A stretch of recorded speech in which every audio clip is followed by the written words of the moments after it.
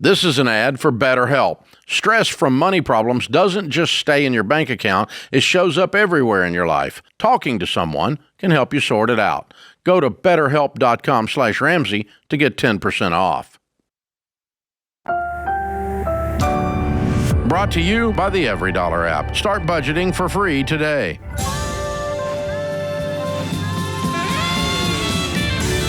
What's up, America? Normal is broke and common sense is weird, so we're here to help you transform your life. From the Ramsey Network and the Fairwinds Credit Union studio, this is The Ramsey Show.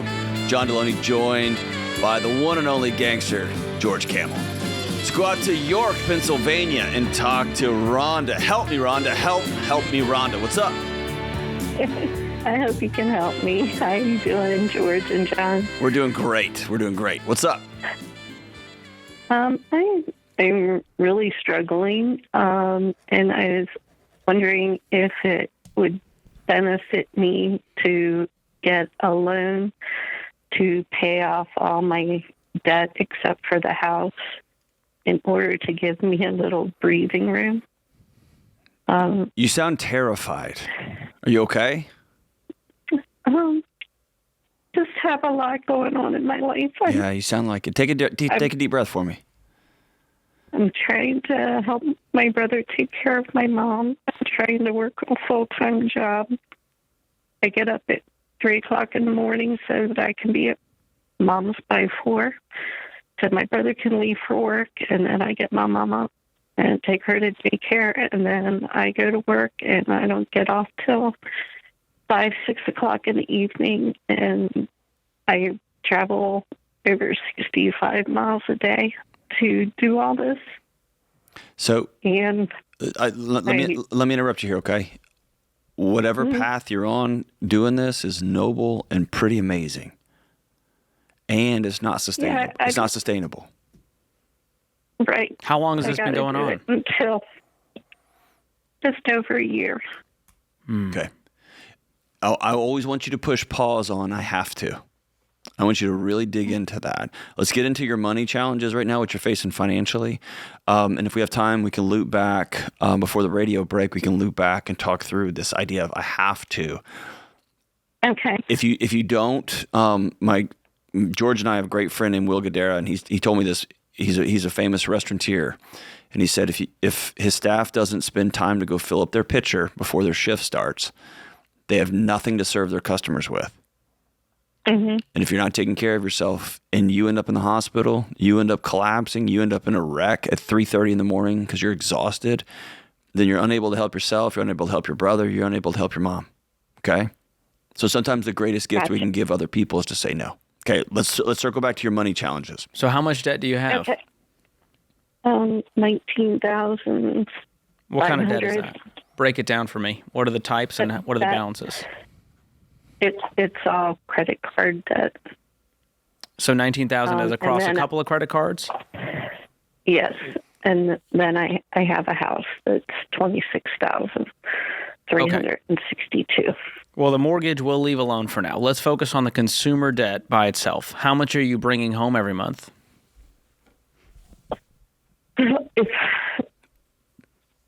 Do I want to count overtime? Because I don't always have overtime. I've been blessed that I've been able to get a little bit in. You don't have to count it. We'll go without that for now. My home would be $2,800. How much of that is the mortgage? What does that cost you?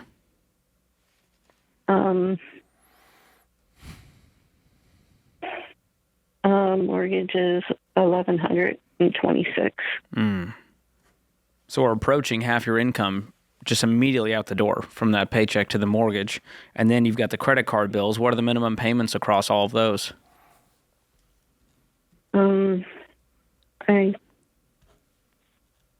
I think that is $632.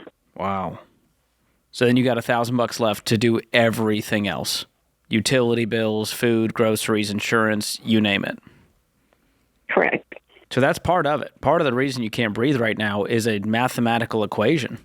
There's not enough income coming in to cover the bills and knock out the debt, which is probably why you turned to the credit cards, right? There was a deficit, and the credit card company says, here, Rhonda, Here's a $10,000 line of credit. Have at it. We'll help you. Mm-hmm. Yeah, it's among about 6 different cards. Okay. Well, Are you still using those cards every month, or can you make your No. bills work with your income right now? it'd be 7 different cards, and no, I haven't been using my cards. I've been Good. trying to make it on just what I have. That's amazing progress. That's a huge start, because part of the issue of getting out of debt is most people are still going into it while trying to get out. So back to your original question, should I take a loan out to pay off this other loan, these credit card debts? I wouldn't do that, because it makes you feel like you've solved the problem when you've just moved it around and potentially made it worse. Because now you've got a debt consolidation loan of just one payment, and now you go to attack this $19,000 mountain instead of debt snowballing it with the smallest balance. So what's your next smallest balance credit card debt? The smallest card balance, is it $500, $1,000? I was just thinking it would give me a little piece that I only had to write one bill out or pay one bill. Yeah. For the I month. understand. Yeah, it's overwhelming to keep up with 7 different bills, but debt consolidation, it could make the problem worse in a lot of other ways. So I'd rather you have these on auto be able pay. to get a personal loan that I wouldn't have to do like that consolidation, and I could get a better rate. But my next lowest, I just got 2 paid off. My next lowest is $1,300. $1,300. Okay, great. And that's what I think we need right now is a little bit of progress, because you've probably felt hopeless for a while now, probably for the last year, as you've been just clawing through all of this. Before all this happened, I was making really good progress, and I had a second job, and then all this happened. And Is there a possibility that you can go to making this drive 3 days a week and your brother can pick up the other 2? I can't, because I'm there so he can leave for work. That's the only reason I have to be there at 4:00 in the morning. Is he's a truck driver, and in order to get his loads and runs in for the day, he has to leave at 4. Well, what's the long-term plan to take care of her? Well, we're on a program where we're supposed to be able to get assistant to come into the home, but we've only, because of the 4:00 in the morning thing, nobody wants to take it. Is it possible that you can move her into your home for a while, for a season? I'd still have to run to New Oxford to take her to daycare. Or I don't know that she would be, she has dementia, and I don't know that would be good for her, being in her element. I want you to pursue not just one support program, but I want you to pursue every possible support program, SSI benefits, Social Security benefits. I want you to knock on every door, because what you're doing is so good and so noble, and it's unsustainable. These crazy, insane, maddening rise in gas prices are crushing you. The cost of groceries is crushing you, on top of just the schedule you're keeping. Got to take care of yourself so you can take care of those you love.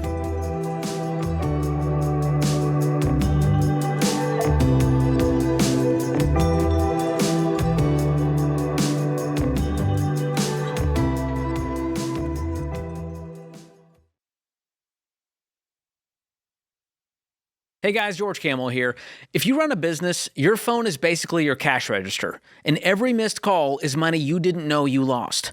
And missed calls, slow replies, customers who moved on before you got back to them, that's not a you problem, that's a system problem. That's where Quo comes in, a sponsor of today's show.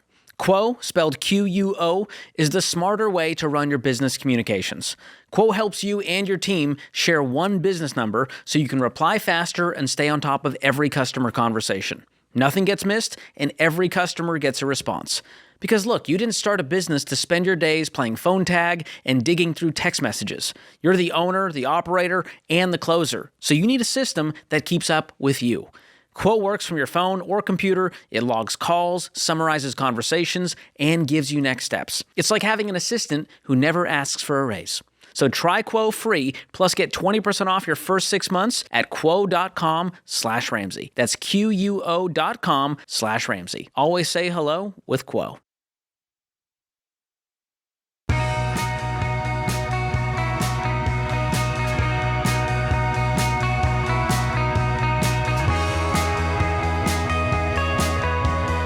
Hey, George, the last caller we just took, I want to dig in on two things real quick. Because I think one of her core questions she asked was, I have to make 7 different credit card payments every month.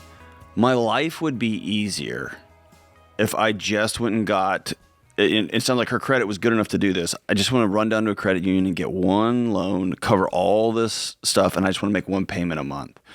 And I can even make a case mathematically for that to work. She might get a lower interest rate at a credit union than all these different credit cards.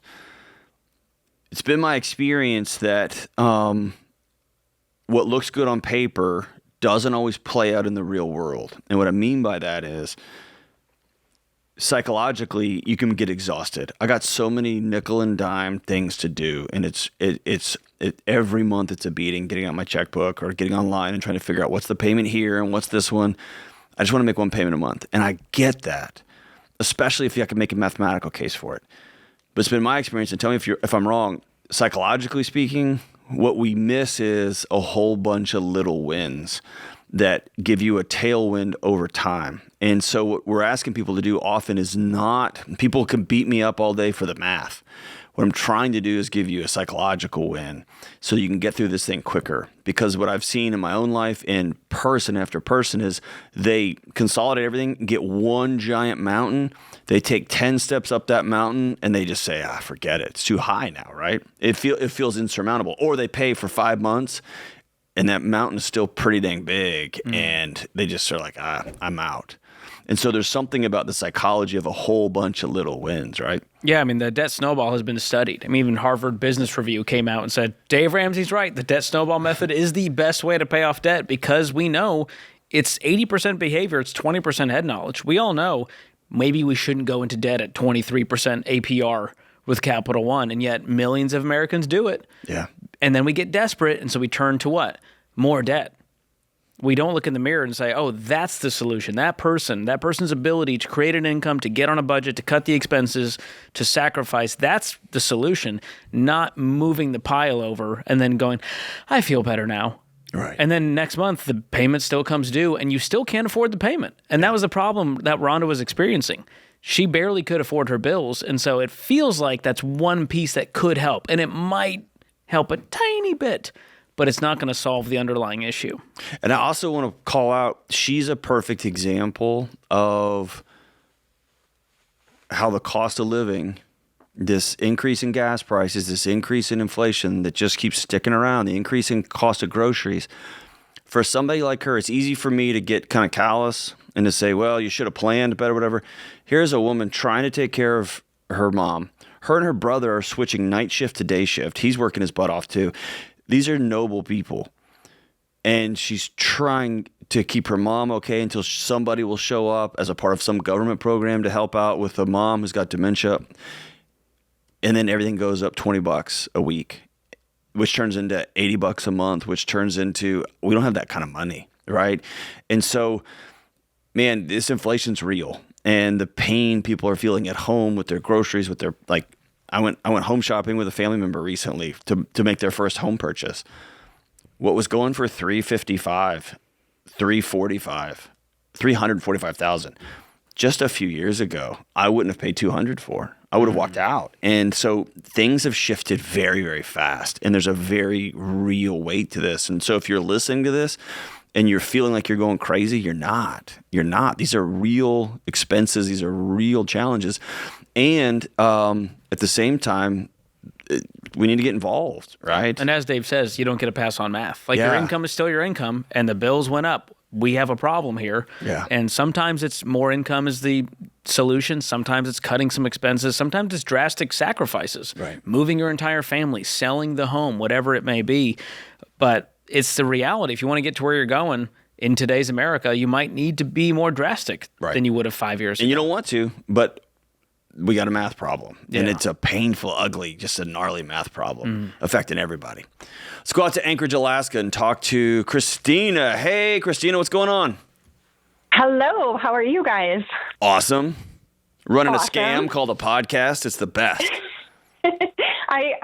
I'm like a little bit of a fangirl. I listen all the time, and husband and I are on baby step number 4. So Awesome. Thank you guys. I'm a fangirl of George too, so I feel it. I feel it. So what's up? What's your question? Yep. Let me just, so it's kind of a weird one.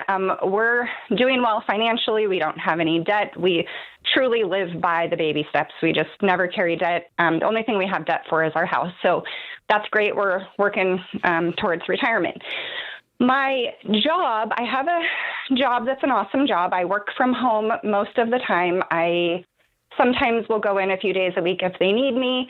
I've got an opportunity to perhaps take a promotion, which would be in the office. We're still working on that. But anyway, I had mentioned when I was in the office the other day, like, hey, how come we never get annual raises? Like, we almost have to threaten to go somewhere else before they'll give us a raise. And then next thing I know, my boss was calling and saying, hey, I heard you're being recruited. I'd like to give you a $30,000. Yeah. How many? She said, I'd like to give you a $30,000 retention bonus for 3 years. And I Is guess that per year or is that $10K a year for 3 years? $10K, yeah, $10K a year for 3 years, all at once up front. So probably some pretty high taxes. And I guess my thought process is, well, we don't plan on being in Alaska in 3 years. We plan on retiring. My husband's going to retire in about 2.5 years. And I don't know if there's a contract that's going to go with this. It hasn't. It was just a phone call that came to me 2 days ago. So I guess my question is, should I counter and go, hey, why don't you just give me a raise? Like, why are we doing, I mean, I wasn't going anywhere. I just kind of mentioned that in passing that, because they don't do annual reviews, you know? Well, I've got so many questions. Question number 1 is, if this is such a wonderful job and a wonderful company, have you picked your head up a little bit just to look around and see what your market value is? I don't know of hardly any boss that will just pick up a phone and call an employee and say, like, hey, you want $30,000? Like, I know. That's almost bizarre. unheard of. That tells me really you're worth weird. substantially more than you're being paid. Okay, thank you. I appreciate that. I believe that I am. I know that I am. I've been in the business for a long time. I've got knowledge. I've got, and I know that they would like to keep me for all of those reasons. Do you is there a number that you would leave for? Or you're this close to retiring, you're just going to write it out no matter what? I hadn't really thought. That's a great question. I should have thought of. I don't know if there's a number that would cause me to leave. There actually was. I did do an interview with the competition about 1.5 years ago. I gave them a number. They were like, "Oh, yeah, that's probably more than we'd like to pay," and we kind of left it there. But they continuously reach out and go, "Hey, want to go do coffee?" And so yeah, I do have a number, but it's kind of a high number. They didn't want to do it. Okay. These guys just, I guess, heard that somebody was courting me, if you will, and then made a call and offered me $30K. So what are you making now? About 80.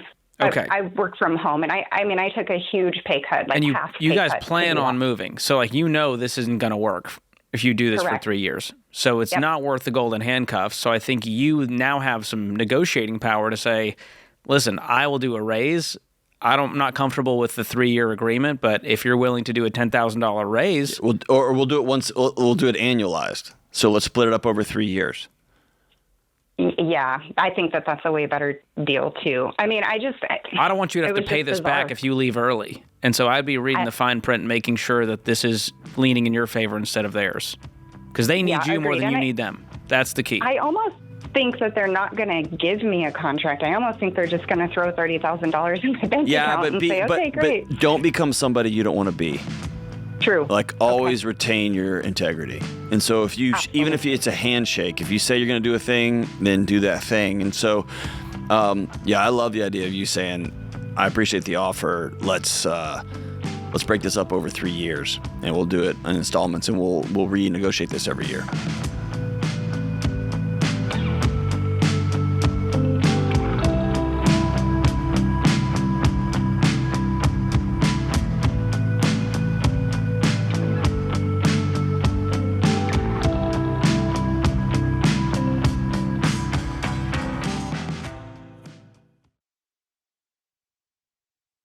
Hey, George Kamel here. Listen, if you've had your phone 2 or 3 years, your phone can now be unlocked. That means you can switch to Boost Mobile to get unlocked, bring your own device, and keep more of your money where it belongs.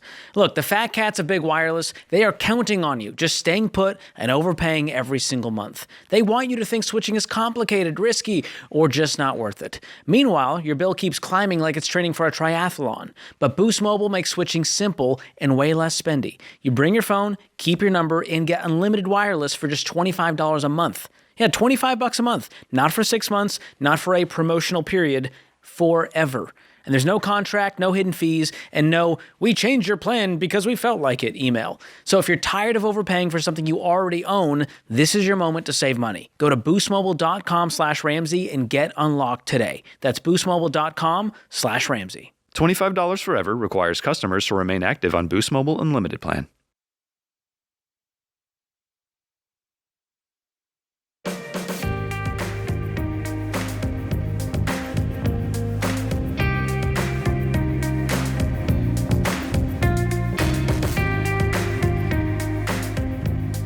Man, buying or selling your home is high stakes because one bad deal could cost you tens of thousands of dollars or more.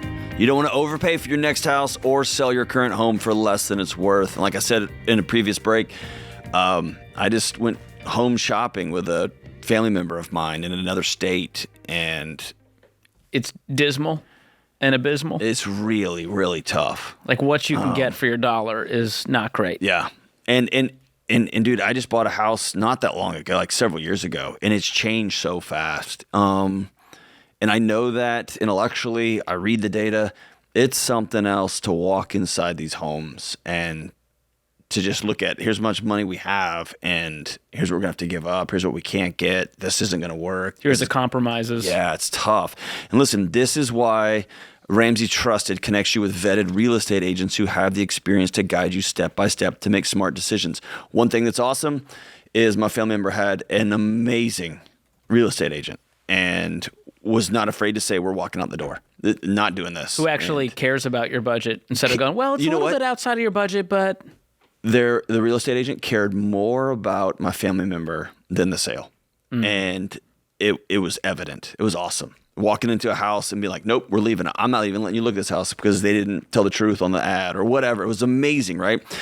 Listen, you want a good real estate agent in your corner. Connecting is easy. I want you to compare agent profiles using Ramsey Trusted and interview your top choices and pick the right agent for you. Find a local Ramsey Trusted agent who has your best interest at heart for free at RamseySolutions.com/agent or click the link in the description if you're listening on YouTube or podcast. Let's roll out to Gulfport, Mississippi and talk to AMY. What's up, Amy? Hey, how are you? We're doing great. How are you? Doing good. Thanks for taking my question. You bet. How can we help? Well, my husband and I are having a disagreement about what costs we're covering for our youngest daughter, and she's in college. So we have 3 kids. Our oldest is completely on her own and employed, and our middle and youngest are both in college. Our youngest chose to go the farthest away to a state university, but it's one of the more expensive ones in the area. And her tuition is mostly covered with scholarships, and we don't really have to worry about that much. But since her second year of school, we've been covering her living expenses, so her apartment and utilities, that sort of thing. So what's the fight between you and your husband about? So from the beginning with all of our kids, we told them that they need to start planning from a young age how they're going to pay for school, whether they are in the military or get scholarships or play a sport, whatever it is, they will be responsible for their school, and we would help them, but we wouldn't. They're all fairly close in age, so in theory, all of them could have been in college at the same time. So we said, don't plan on mom and dad paying because we probably won't be able to. So the first two were good to go, and the youngest one, it seems like she just keeps having more expenses, and she calls Daddy and says, Daddy, I can't pay for it, and he always pays for it. And you know why her expenses? You know why her expenses keep going up? Sorry to cut you off. You know why? Why? Because they can. Her line of credit keeps increasing. Yeah. Because the bank says, yeah, I got more money. And exactly. And y'all used very vague language with underdeveloped frontal lobes. That was my nerdy way of saying your kids. Living expenses is the most vague term of all time. Or so is, we'll help. We won't pay for all of it, but we'll help. Right? Right. And probably you're in a different financial situation with the youngest one than you were with the oldest one. Is that fair? The two youngest, it's pretty much the same with because they're only a year apart. You and your husband got to get on the same page, and then y'all have to be radically crystal clear with your daughter. Mm-hmm. That's it. And I have been. I think his challenge. We both, neither of us, when we were their age, had much, and we paid, worked like crazy and made our way through college. And he eventually joined the military because he wasn't able to pay for his expenses. So now he doesn't want to see them struggle, and that's why he keeps giving in. So every time we talked about it, I end up being like the worst mom in the world, and being fair. Let me give you a picture, okay? I think struggle connected to love is one of the greatest gifts we can give our kids. Kids can struggle through a ton of stuff. It doesn't do them good long term to struggle alone. Okay? So here's the picture I want you to sit down with your husband. The world is a weight room. And you and your husband had to walk into this weight room of life alone and figure out how to lift those weights. And the world kept adding plates on there and making it heavier. And y'all had to figure out how to get stronger. What your daughter is experiencing is she walks in there and says, hey, this is really heavy. And your husband's running in there and pushing her off the bench, and he's lifting it. That's nice. It is protecting her from harm. It is making sure she's going to walk out into the world with no strength. Right. So it's a long-term disservice to continue to bottomless pit bail her out. And it's a disservice for y'all two to not be aligned and not be clear. Right? So that's step one, is both of you need to be aligned, because right now she's going, well, Dad's going to definitely do this. I'll just call Dad. Which then makes you the bad guy, right? That's not fun for either of you, and it's going to cause resentment between you and your husband. So here's what I would do. It's also cruel to say, we're cutting you off today. This can't go on any longer. You got to land the plane for her. Land the plane. So say, hey, starting this fall, we're going to change things up. I'm sorry we weren't clear. Or starting at Christmas, probably. Here's what we're going to do. We're going to cover your rent, utilities, and meal plan directly. We will not be sending you money. We will pay for those directly. Anything beyond that, you're going to work part-time if you want to afford it. That's not cruel. And here's what has to happen. She 100% will blow through that budget. Why? Because she always has, and y'all have always bailed her out. You have to look across the table and say, we will not bail you out. And then when she calls and says, I need money for it, you're going to have to say, sorry, honey, you have to go get a job. You're going to have to work more hours. You're going to have to cut back. You're going to have to hold the line. Otherwise, your boundaries are a waste of breath. Give her whatever she wants. But George and I can't decide what you and your husband's values are. Pay for everything if you want. Just be honest about it, or just pay for rent, or just pay for groceries, or just pay for car insurance, or just pay for the cell phone bill. Every family's different. Every parents have different values. But man, you and your husband got a line here on that deal. Right. And that's really our main problem. And he doesn't want to pay for everything. When we discuss it, he doesn't want to pay for everything, but he also doesn't want to tell her that he's not going to, because he doesn't want her to struggle. I get that. I get that. That's his own guilt and shame. Yeah, and baggage. I'm the dad of a daughter too. I don't when she comes in this morning, my wife's out of town. She said, "Hey, Dad, can we have ice cream for breakfast?" And I said, "Yes." Why? Because I'm a weak coward. I wimped out this morning. And my daughter and I had an ice cream cone for breakfast, mainly because I wanted one, and she was a good avenue for that. But here's the thing. I don't want her to struggle. And if I take her struggle from her, I'm robbing her. I'm robbing her of her dignity. I'm robbing her of her ability to get strong. And I'm robbing her of adversity, which she's going to need in a world that is spun out of control, right? She's not in crisis. Right. She's not about to be on the street. We're not being cruel here. It's just, this is a part of the journey. Everyone in college should have to struggle a little bit. She has some skin in the game. Yeah. It's an awkward, frustrating time. And I worked part-time while I was in college. I survived it, and it gave me a work ethic that I have carried to this day. Right. So this is this is a marriage problem more than anything else. Way more. Yes. I don't blame your daughter for any of this. No. But it's going to be it might be a rude awakening at first, and later on she's going, you know what? I'm really glad Mom and Dad did that. Because I wouldn't be where I am today. You and your husband come up with a plan for when your daughter calls and says, "But Dad," y'all already agree. We're going to go out and get ice cream. You're on speakerphone together from now on. Yeah, exactly.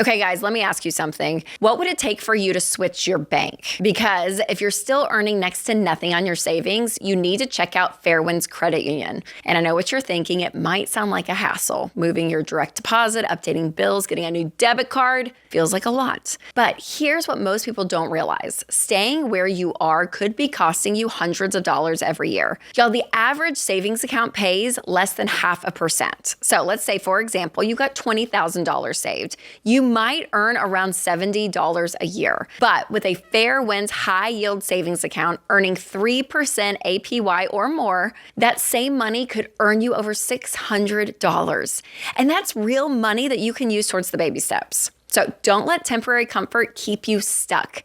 Check out the Smart Bundle from Fairwinds Credit Union. You get a high-yield savings account, a no-fee checking account, and the Ramsey Be Weird debit card. Go to fairwinds.org/Ramsey to learn more and make the switch today. That's fairwinds.org/Ramsey, insured by the NCUA.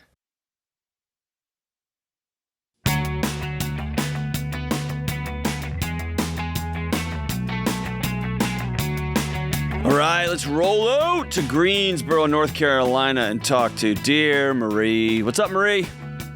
Hi there. How are you doing? I'm good. I hope you guys are. We're doing great. Are you staying out of trouble? Good. I'm trying to. Good. So what's up? I'm calling because we have lived in our house for about 34 years. We own the house. It's a house and a 1 acre lot. We own the 1.2 acres on the other side of us. We have for 30 years. And just now the lot on the other side of us went up for sale. So we have been looking at that lot or hoping to buy it for years. It was in a will. It was the woman who owned it died, and so the heirs own it, and they've just decided to put it up for sale. So I'm wondering, is this something that I could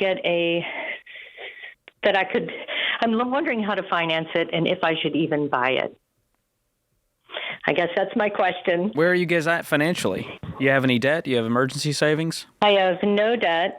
I have about $12,000 in savings. I've got a $90,000 401k. I've got about $155,000 in a brokerage account. Okay. So. And what's your real estate worth? Probably $400,000. And it's all paid for? No mortgages? Yes. Does your husband have his own retirement plan, or is that y'all's combined? No, I'm a widow. My husband died about 4 years ago. Oh, okay. Okay. Yeah. How much is this land? They are asking 50. Well, they're actually asking 60,000. Oh. But we know we could get it for about 50. And you've got that money in your brokerage account. I do. Because I see And I here didn't the know word how- finance is on the board, and that always gives me a little, spidey sense Well, tingling. It gives me pause. I haven't had a mortgage for so long that I'm really, I don't want to borrow money ever. Well, you don't have So- to. Why don't you just pay cash? Yeah. Well, that's what I wondered. Is that a smart thing to use that money for? I would do that today. If Would I you was in really? your exact situation, I would do that. It's not a huge portion of your world. How old are you? I'm 62, and Okay. that's kind of part of the problem. How do you plan on retiring? What's the game plan? Well, I'm going to work for probably several more years just because I want to. Okay. And then What do you Social make? Security, I make about 56,000. So I take home about 3,600 a month. Okay. And what are your expenses every month? Anywhere between 17 and at the very most 2,000. Great. So you got plenty of margin in the budget. And have I you done the do. research on what the property is going to cost you long term? Yes, and property tax wise, my full property tax right now are about $1,950 A year. a year. People are mad at I you mean- across Oh America man, right now. Texans I know just they are. got their swords out. I know, and to me, That's and, 1 and month for a Texan. Okay. The 1 month is 10. Well, let me tell you, it just went up $800. So Okay. we had a reassessment, and so $1,900 to me is like what? Yeah. So, What are you going to do with the lot? nothing. Not have neighbors. Exactly what. Just not have. Exactly. Yeah. What's the end goal here? Exactly. But the end goal, well, and the really, really important part of reason for getting the property is because this area is being developed. It's a road that everybody would love to have, and have it be commercial eventually someday. But there's also 57 acres behind me that somebody could buy that property and turn it into a road so they could get access to that property. Mm-hmm. There's also, I know that the last thing the people that are selling it talked about doing with it was putting a couple trailers on it. I mean, either way, it affects me dramatically, I think. Yeah. Oh, I think at this price point, the fact that you can pay cash, it's not a huge part of your world. Obviously, we got to catch up on the retirement side. But if you plan on working for the foreseeable future and chunking that margin away into retirement accounts, then I'll give you the green light on this one. And Wow. Okay. Anytime I find myself in a situation like this, I always want to throw a couple more variables just to make sure I'm doing the right thing. So can I throw one or two at you? Absolutely. Sell everything and go buy a condo closer to town. Ah, that's what my sons would say. For $300,000, a nice one. And don't have any more yard work ever again. Own your place. You'll probably put you'd put 2 plus 50. You'd put $300,000, $250,000 in your cash reserves for your retirement. Right. And you walk away from this whole mess. Let them do whatever they want to with it. Oh gosh, that's so sad to think about. Just because I've been here, raised my kids here. I get that. Now we've got grandkids But now here. are you alone out there now? How close is family? Yeah. Everybody's about within 5 miles, maybe 20 miles at the most. So I mean, I have everybody right here. So memories are a big thing. Having a place for the kids to go run and play is a big thing, and thinking about future you. Yeah, I know. Thinking about lawn care and mowers and somebody behind you. I just had somebody buy a whole bunch of raw land right behind my place, and I'm not super excited about it. I bet not. Right? I mean, I could easily see a neighborhood back there someday. That's right. And so if the opportunity is, let's just sell it and walk away from the whole thing. And there's developers out there that will overpay for it right now, and they might be able to buy the whole chunk. They can buy that 60 lot, and they can buy your other lot, and plus your house. Man. Somebody would love it. I would My consider neighbors that for would sure. hate me. Well, it sounds like a problem for your neighbors. You make them muffins or something. I don't know. I want you just to have a conversation. You can write her a letter. You can just have a quiet conversation with 75-year-old you. Yep, that's a good conversation too. Because nobody can take the memories from you that you've had in that house. Nobody can take the love your husband and you shared in that house. Nobody can take the adventures your kids had in that house. And 75-year-old you I want her to have a voice in what happens next too. Yeah. That's a good thought. It's a great plan B. So I'm not trying to tell you to do that. I just want to make it uncomfortable for you, so you at least think about, hey, I'm not stuck either buying this or not buying this. There's other things I can do too, right? There just wasn't a whole lot of vision and intentionality. It was just like, well, it's available now, and I've been wanting it, and it'll avoid some potential future problems. Right. Yeah. I just don't want any. I don't want anything to change. I don't want anything. It's changed. The house. It's already changed. Yeah. The one constant in your life. Mm-hmm. The one constant is things are going to change. Yeah. And so as much as you can be in the driver's seat of that change, the better. Okay. Because it's going to happen in and around you. If you can get yourself in a great position, that'd be awesome. Yes. Okay. I hope my boys aren't listening to this call because they're going to be like, see, we told you. Yeah. Listen, one of the greatest gifts we all have are people who love us and see our blind spots.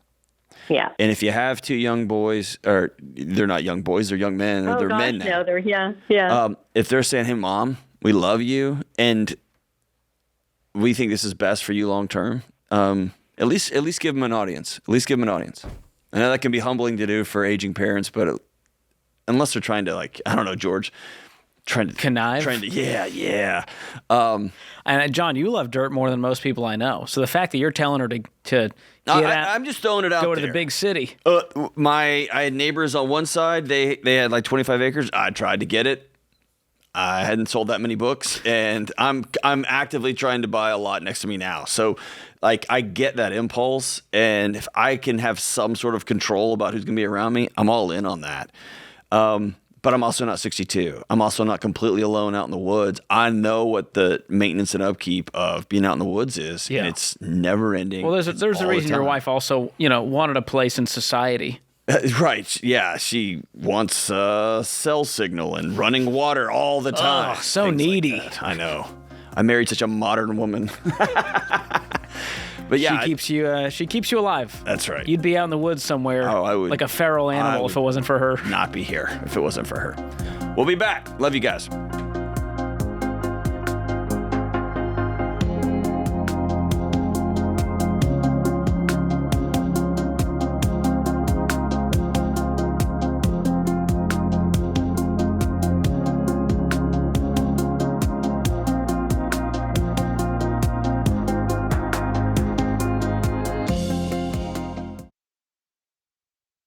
Hey, you guys, did you know that there are thousands of data brokers whose entire business is collecting and selling personal information?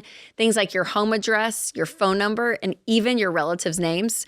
You guys, that is just crazy, but that is why I use Delete Me, because those companies pull information from public records, social media, and all kinds of other places. Then suddenly, all that information shows up on random websites. And removing it yourself means going site by site, filling out forms, and hoping they actually take it down. It takes hours, and then it can even pop up somewhere else again.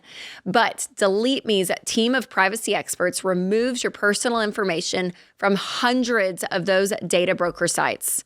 And within a week, you'll get a report showing what they have found and what they have removed. And they keep scanning and cleaning up your data year-round. So take back control of your privacy. Go to joindeleteme.com/Ramsey and get 20% off your annual plan. That's joindeleteme.com/Ramsey.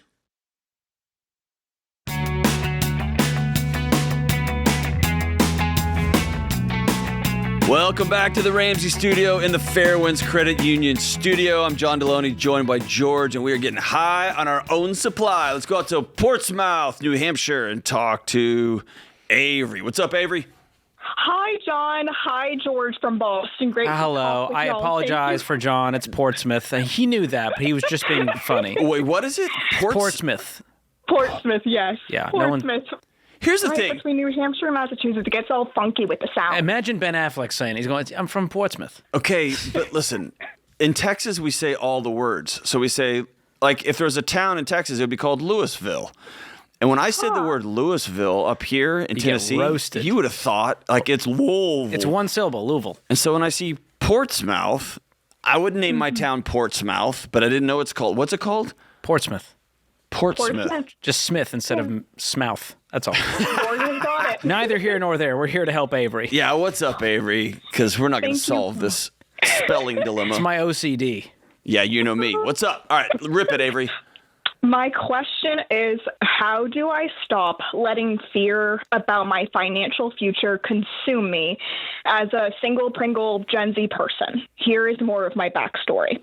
I'm 24, debt-free, never had debt. I'm on baby step 3B, saving for a home down payment. I'm an accountant making $63,000 a year. I'll have my CPA license by June 2028. And in my family, I am the finance nerd, to the point where every single day, I feel like all I'm doing is working and obsessing over finances. I feel like I just am in my thoughts a lot, very much spiraling. I wonder, how am I going to get by the rest of my life continuing to go down this good financial path as a single person? Because I grew up in a single parent household, and so I saw a lot of those struggles in our own household. The other day I was wondering, how am I ever going to get by if I don't even know how to ask for raises at work and continue to advocate for myself? So it's a lot of spiraling and anxiety around that, and I just don't know how to solve that. All and right. I'd love to get your counsel. Let me jump in here. So I want you to flip this entire script, okay? Okay. What if, and I think this is probably true to a large extent, what if your body's right? What if your body has a very real lived experience of growing up in a single parent home where sometimes the lights might get cut off or get really close, where your mom was always scratching and clawing to keep y'all fed. And now you're a young adult out into a world in a great profession that, by the way, everybody on planet Earth is saying AI is going to take it away. What if your body's alarm system was going off because it was working perfectly? What if you're not crazy, is what I'm trying to say. Then what we have to do is we have to get beneath the spiraling, because the spirals don't help. Rumination is a complete and utter waste of time. And contrary to popular belief and Instagram therapists, you can practice over time to take back control of your thoughts. Okay? And I know this because I've done it. I was a spiraling mess. They used to call me the spiral because, dude, I'd get going and, man, I could unwind any conversation and everyone would walk away being like, oh, it's all coming down now. You just have to decide, what do I want to focus my attention on? And you have to ask your body, what are you trying to protect me from? Your body's got a real, it's got a lived experience. And let me tell you this, you're doing the right things at 24. Some of them, okay? Here's what they are. You're really getting control of your finances. You don't owe anybody any money. That's good.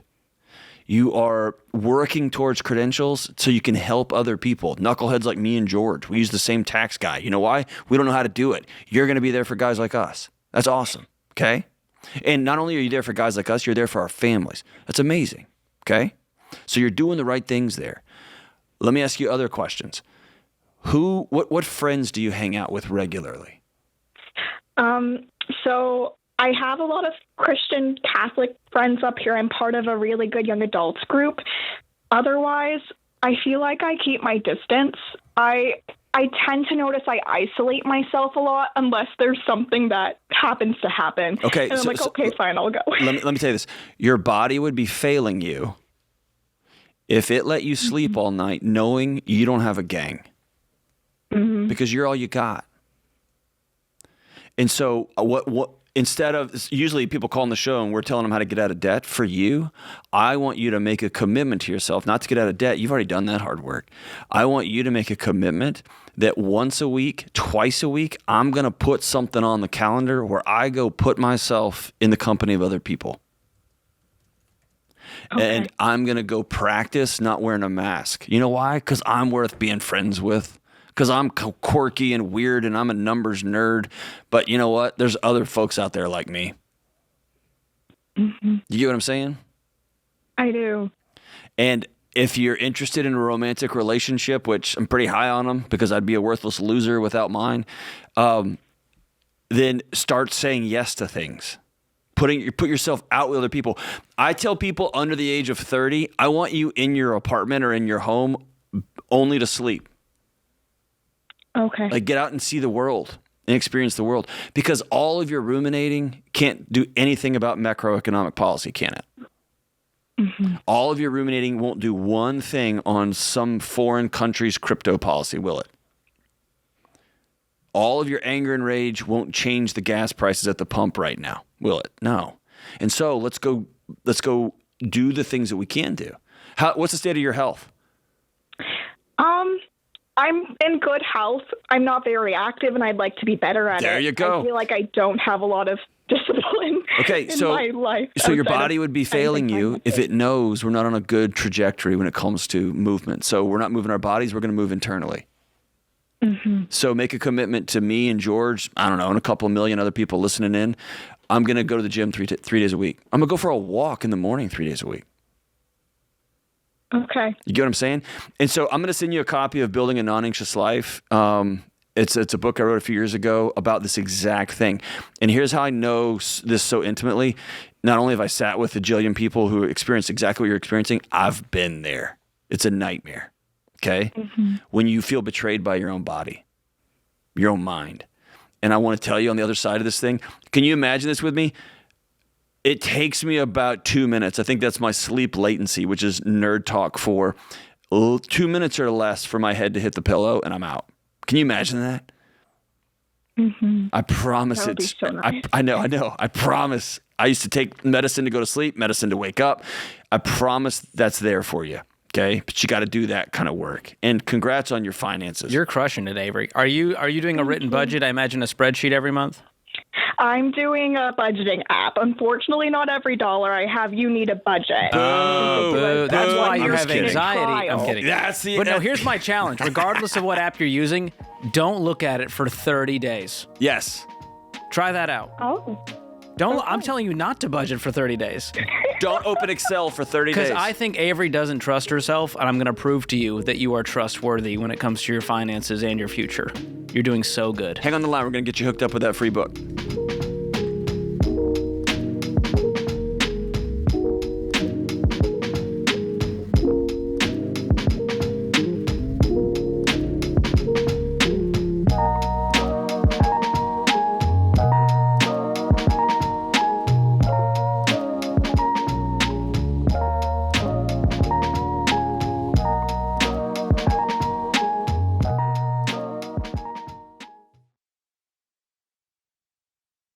You know, one of the first things I discovered working in the financial world is how absolutely devastating it is when the breadwinner of a family dies and there's too little life insurance or none at all. Grieving families are suddenly left behind, scrambling to pay bills and trying to make ends meet.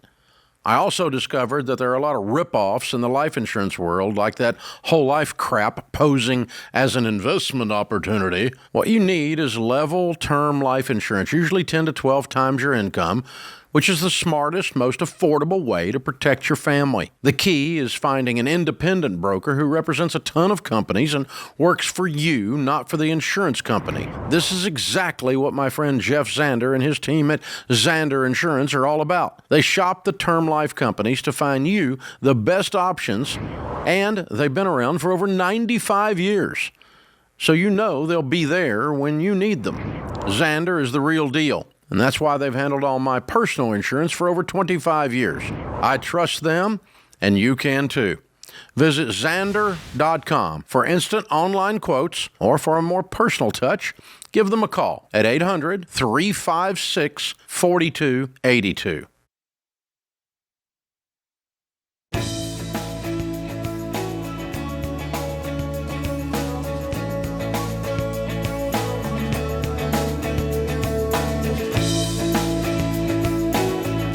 All right, let's go out to not Christopher, Columbus, Ohio, and talk to Brian. What's up, Brian? Hi. How we doing, brother? Good. I had a question. Should I lower my 401k contributions to pay off some debt? Yes. Next question. Yeah. Not lower it, stop it. Yeah, stop completely. How much credit card debt do you have? 8,000 right now. $8,000, okay. And how much are you contributing to retirement every month?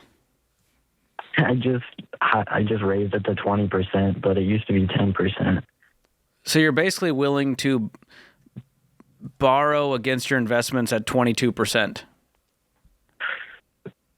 Pretty much, yeah. Because, I mean, if you wouldn't be in credit card debt if you had taken that investment contribution and moved it to covering whatever bills needed to be covered, right? Yeah, I guess. What happened? Like, how'd you end up going into debt?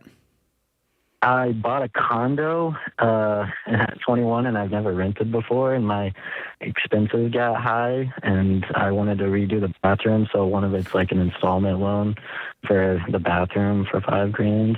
How much do you have in savings right now? I have 10,000 in my 401k, 15,000 in stocks, and like a couple $100 in a savings account. What app are you using to do the stock trading? It's through Raymond James. Okay. But it's not a retirement account. Penny. It's just like a brokerage account that you're investing in single stocks? Yeah. Okay. So you could cash that out and cover the credit card debt today. Do it today. That's exactly what I would do. Do it today. You're 21. You have all the time in the world to let compound growth take over, to invest.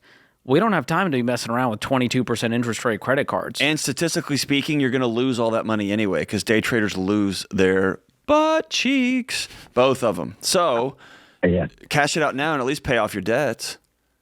I just feel bad because I got that money from my grandma that passed away like 5 years ago. So I don't want to. Well, I guess it's at 18,000 now. I don't look at it ever. Why did she give you the money? She passed away. So it was just an inheritance from grandma, and she left part of it to you. That's sweet. Exactly. Do you want to do the same for your grandkids? Just took it to a brokerage account. Yeah. Oh yeah. I like that plan. I'm guessing grandma probably didn't have debt, right? That was a principle she lived by? Yeah. That's a pretty cool way to honor her, by getting rid of your debt forever and cutting up the cards and saying, never again am I going to let this affect my ability to build wealth. The fact that I owe other people money. Okay. So use that as a learning experience and just pay it all off. And yeah, we lovingly call it a stupid tax. When you do something dumb, dude, you're 21. I made those mistakes all the way into my 30s. And so you're way ahead of the curve, brother.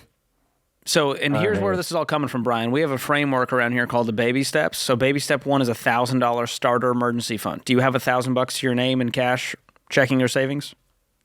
Yes. Great. So baby step 2, we pay off all the consumer debt. That's everything but the mortgage, using the debt snowball method. Do you have any debt outside of the 8K? No. Great. No car loan, nothing? No, my car is paid off. Student loans? No, I didn't go to school. Homie, you're winning, dude. Congratulations. If you crush this, and I'm telling you, like, literally cut up the cards. I have not owned a credit card in 13 years, and my life has only been better for it. And I can't go into debt if I tried, because I don't have the ability to. I don't have a vehicle to do that, and that's given me the ability to build wealth instead, because I use my own money and I feel the pain at purchase. So if I don't have $8,000 to do the renovation, I just have to wait and save up like a grown adult. And that ability is the same muscle that's going to allow you to build wealth for the rest of your life. And I love that you're investing 20%. I think that alone tells me you're going to be just fine on the wealth building side. You go use our investment calculator from 21 to 61, 40 years of investing just 15% of your current income. If you never get a raise, you will be a multimillionaire. And I don't even know your income, but I know that for a fact. Thank you. Are you sure it's not even worth it? Because my credit card only has 1,000 on it, and then when I bought this condo, I bought a TV for $2,000. I've never missed a credit card payment, and I get 2% cash back. Well, in that case, go into as much debt as possible for 2% cash back. You said you have $8,000 total. As part of that, what's the other $7,000? Wait, 1 second. Do you think, just think about this for a second. Do you think the credit card companies give you 1 or 2% back because they're your friend? Or do you think that they have used these incredible, extraordinary AI systems to know exactly how much to give you, so you keep using their products, and they're going to make so much money off of you?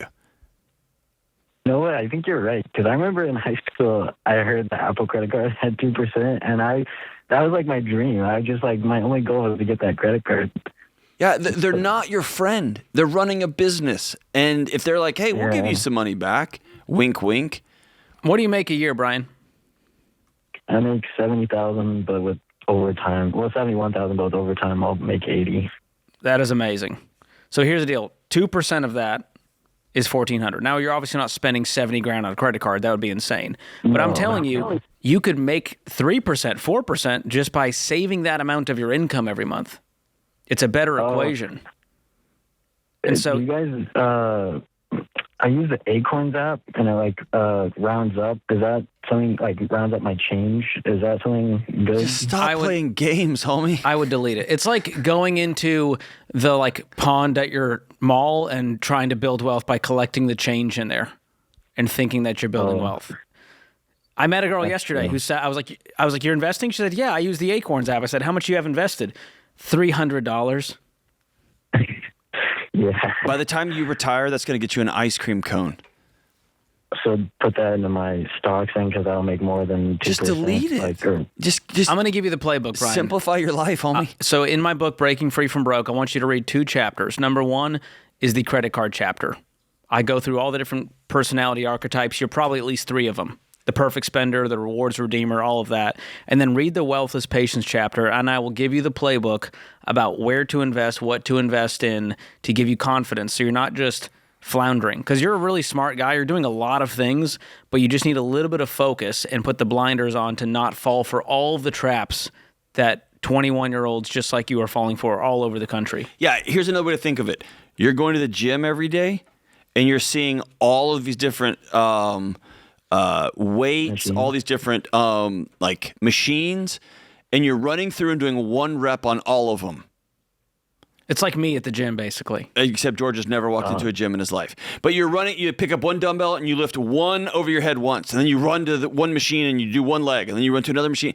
You're never going to get in shape that way. You might get tired. You might be really annoying to all the people around you, but you're never going to build the muscle and the strength and the aesthetic you want unless you just do the boring thing over and over again, now and forever. Focus on one thing, pay off the debt. And by the way, get rid of these all Acorns and credit cards and just put in the last thing you need is another app. What you need right now is just a game plan, a budget, savings in the bank, invest into your employer retirement plan. We did the largest study of millionaires ever done, over 10,000.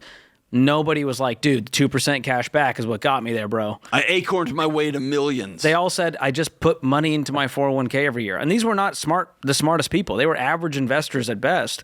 But they said, my wealth is in my paid for home and my 401k, my employer retirement plan. That's all you need to build wealth. Are you wealth. dating anyone? Yeah, my girlfriend lives with me. Okay, spend your energy being a good boyfriend, not scrolling Acorn. You're right. You're right. Take her on walks. Y'all go to a museum or something. Go fishing. I don't care what you do. I don't even know if there's water in Columbus, Ohio. Go do fun stuff. Get off these apps.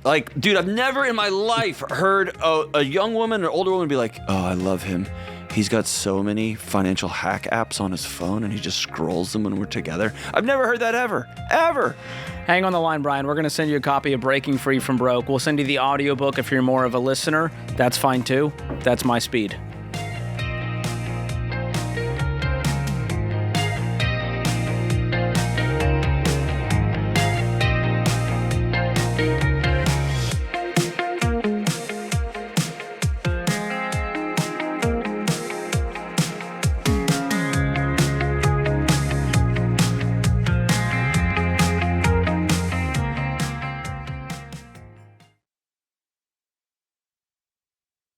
Hey guys, healthcare is one of the biggest stress points in your budget. It's confusing, and most of the time it feels completely out of your control.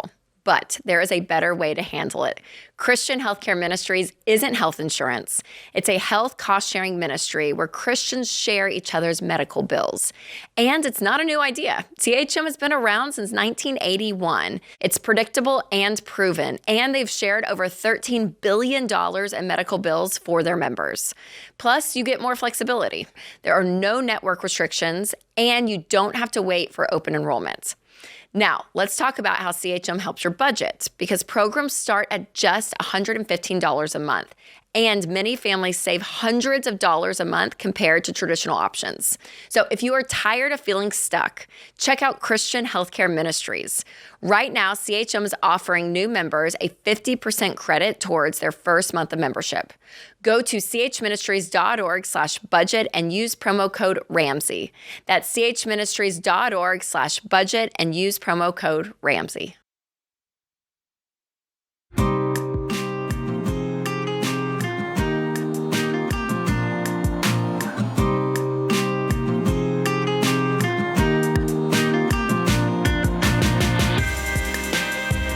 Our question of the day is brought to you by Why Refi. When people get buried under private student payments they can't keep up with, they might think there's no way out of that mess. Why Refi helps borrowers explore solutions with fixed-rate refinancing and a payment plan tailored to their situation. Go to whyrefi.com/Ramsey. That's the letter YREFY.com/Ramsey. May not be available in all states. Today's question comes from Veronica in Florida. I'm almost $13,000 in debt between credit cards and a car loan. My gym membership is $50 and I have a personal trainer that charges $120 a week. I understand that I should cancel if I'm not using the gym, but I go 4 times a week. Why should I cancel when it benefits my physical health? So here's the thing. What say you, John, as the person who works out?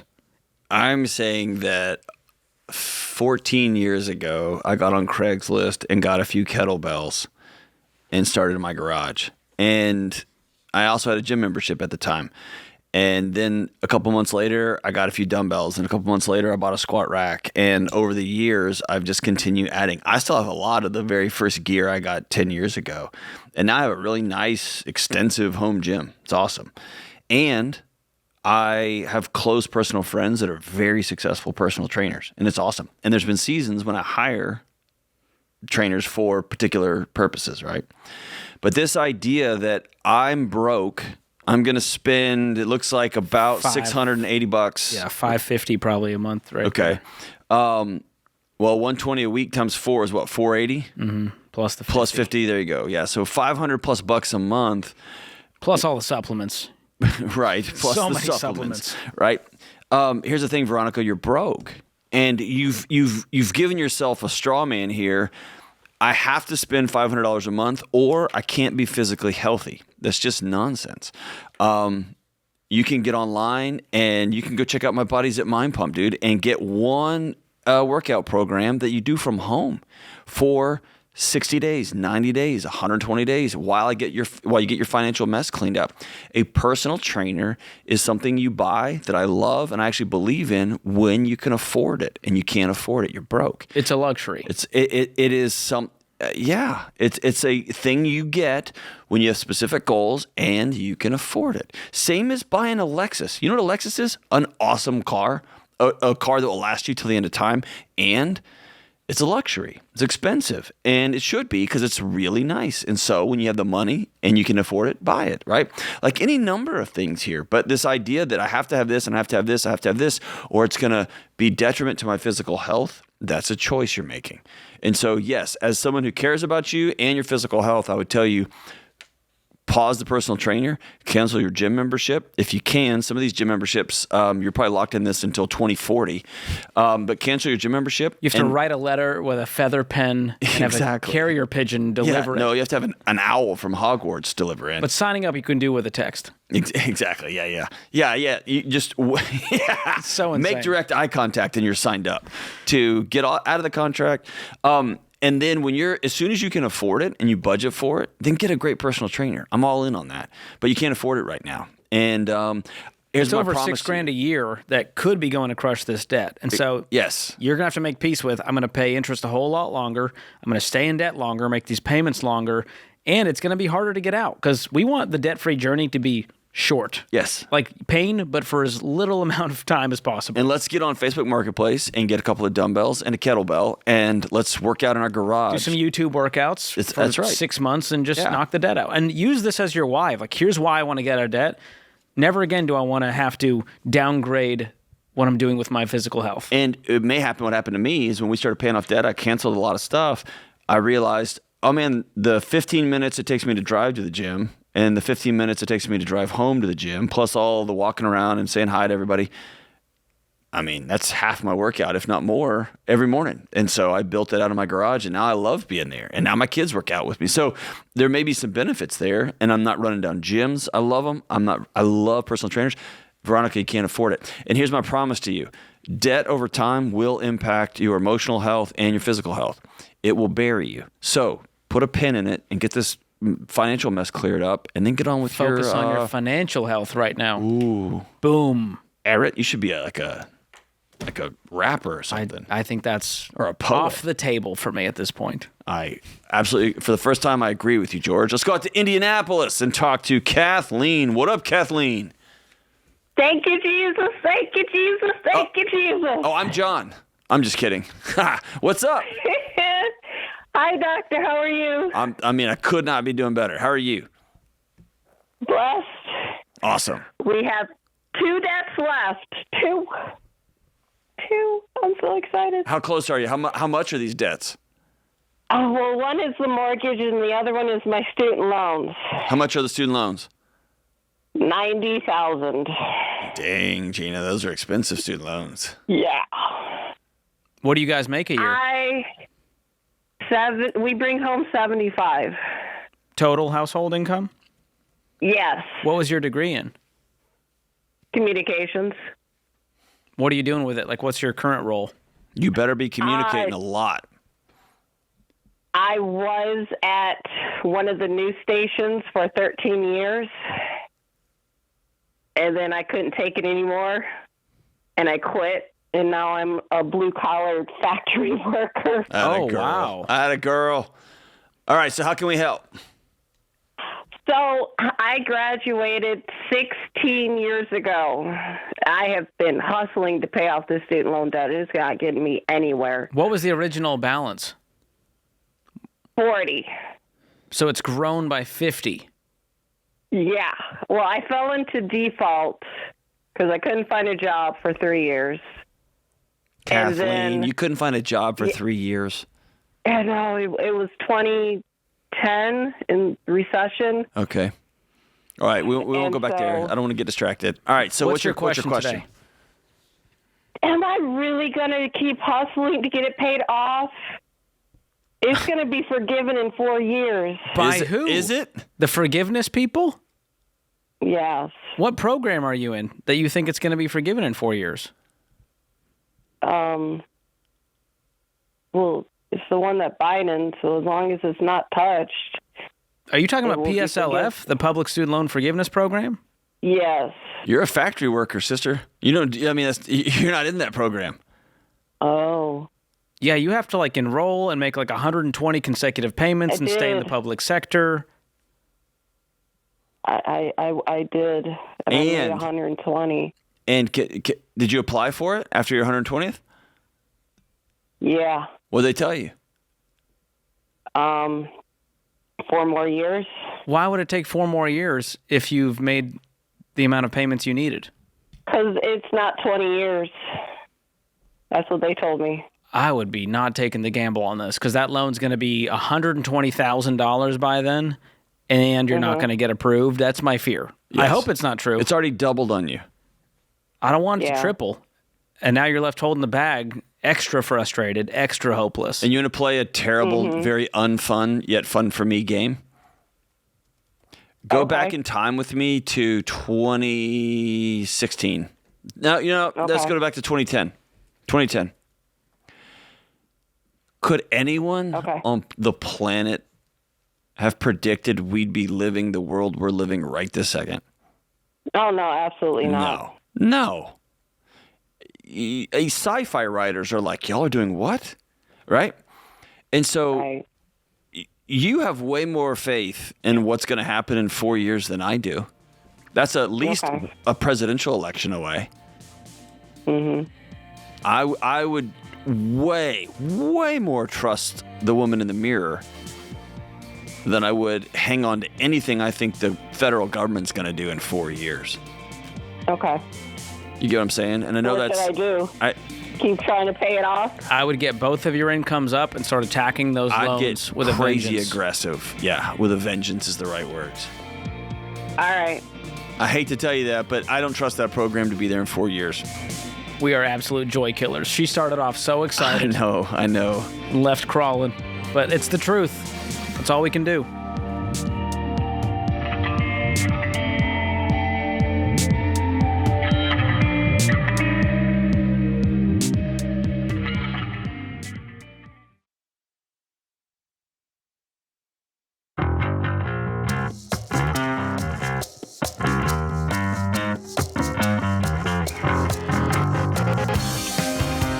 One of our favorite things is when people share their stories about how they're winning in their financial lives.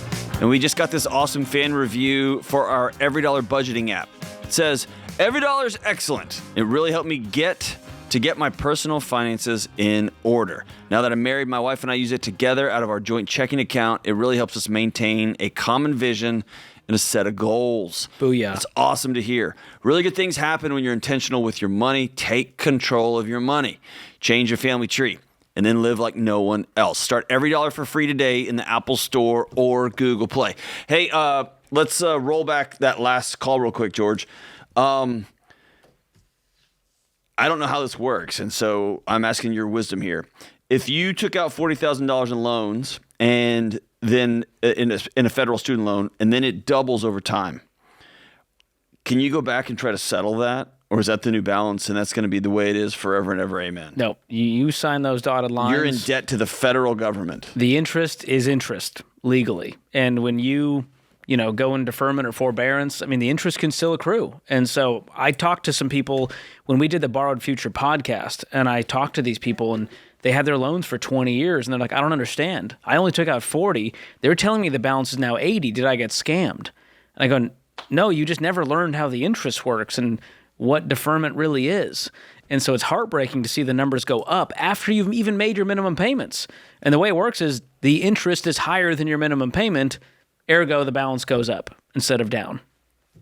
And to her, so I was confused. I've never heard, so I think she was on the income-driven repayment program. That's what I think so too. Which is different. That has a 20-year track. The PSLF, the Public Student Loan Forgiveness Program, is a 120 qualifying payments. That is the finish line. So I don't even think she knows what she's in, and I don't think she's in a forgiveness program. Gotcha. So I'm very scared for her. And the truth is, even if she played the game perfectly, there's still a high chance she would not get approved. Well, here's what's going to happen, and it's going to be have to be palatable to the common voter, or it's going to have to just be forced on us by a politician, which is either these things are going to have to get just dismissed, and you're going to have millions of people who paid their loans off enraged, or they're going to turn into very similar like IRS debt. Like, y'all owe us. We're going to start garnishing your wages, and we're going to tag you because you owe the federal government money. I don't see another path, right? Yeah. It's going to be one or the other.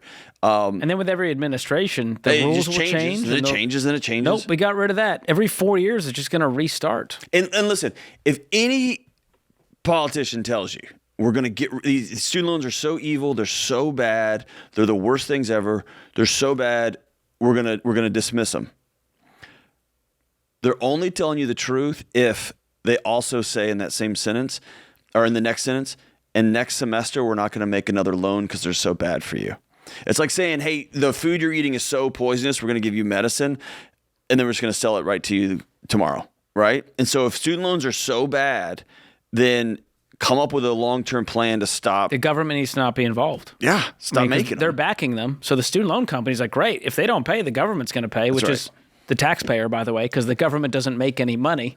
So that's a problem.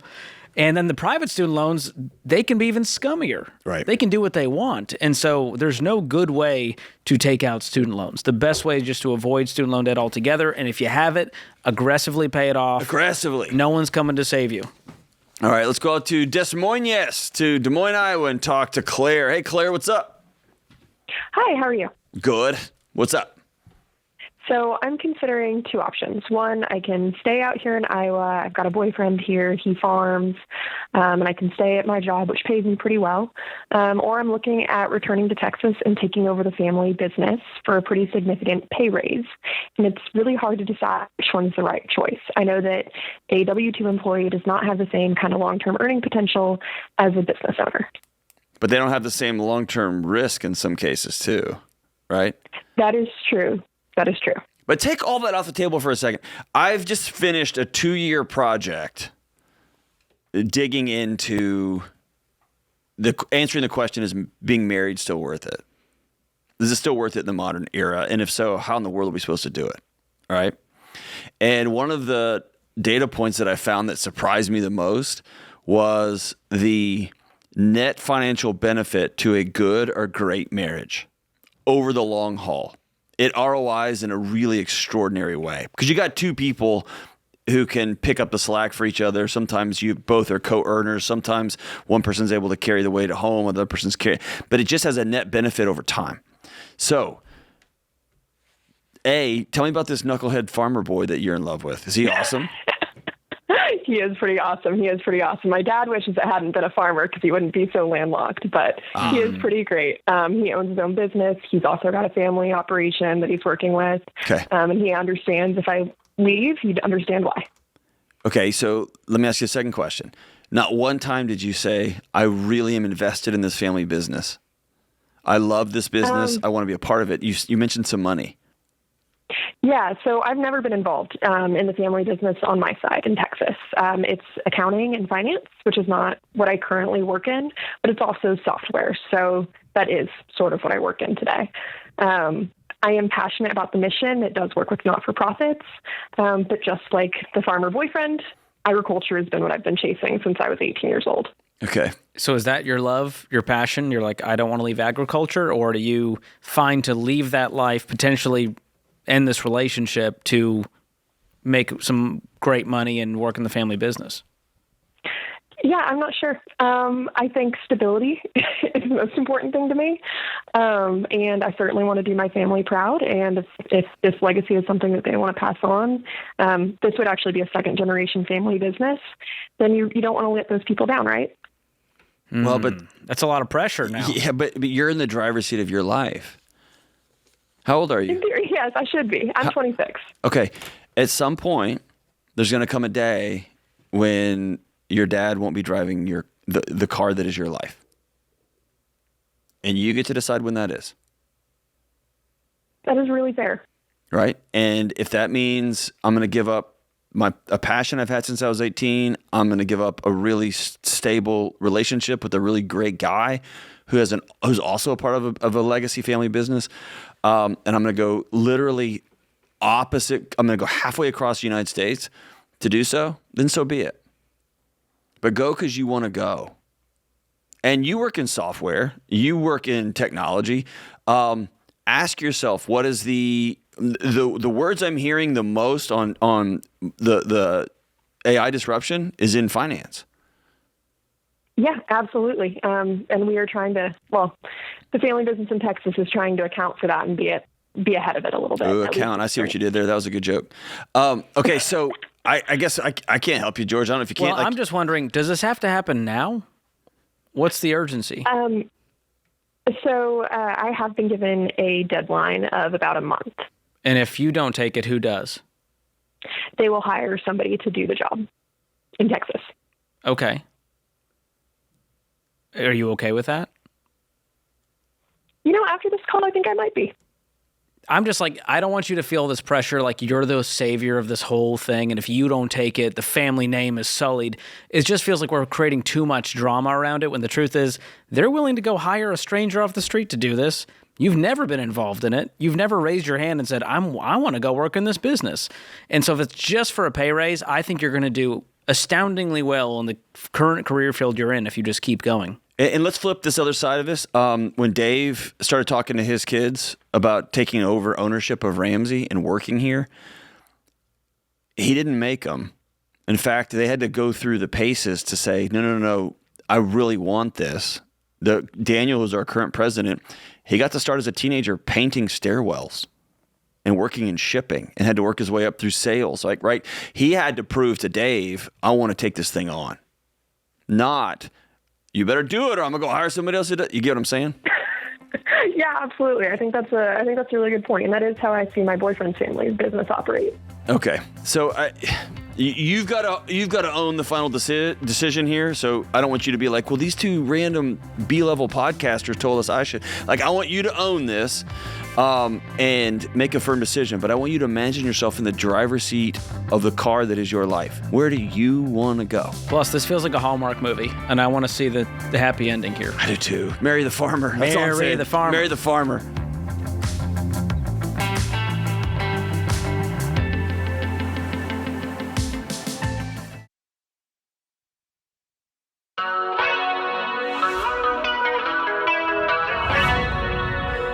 Welcome back to the Ramsey Show in the Fairwinds Credit Union studio. Let's go out to Manhattan, Kansas and talk to Stephanie. What's up, Stephanie? Hi, how are you guys? We're doing great. How are you? I'm doing great. Thanks for taking my call. You got it. What's up? Yeah, so my husband and I, we had a rental house. It was my primary house before we got married.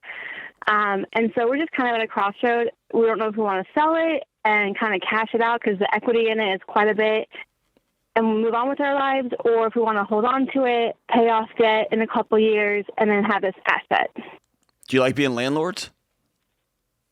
Well, unfortunately, the first time we were landlords was a family situation, so it left a bad taste in our mouth.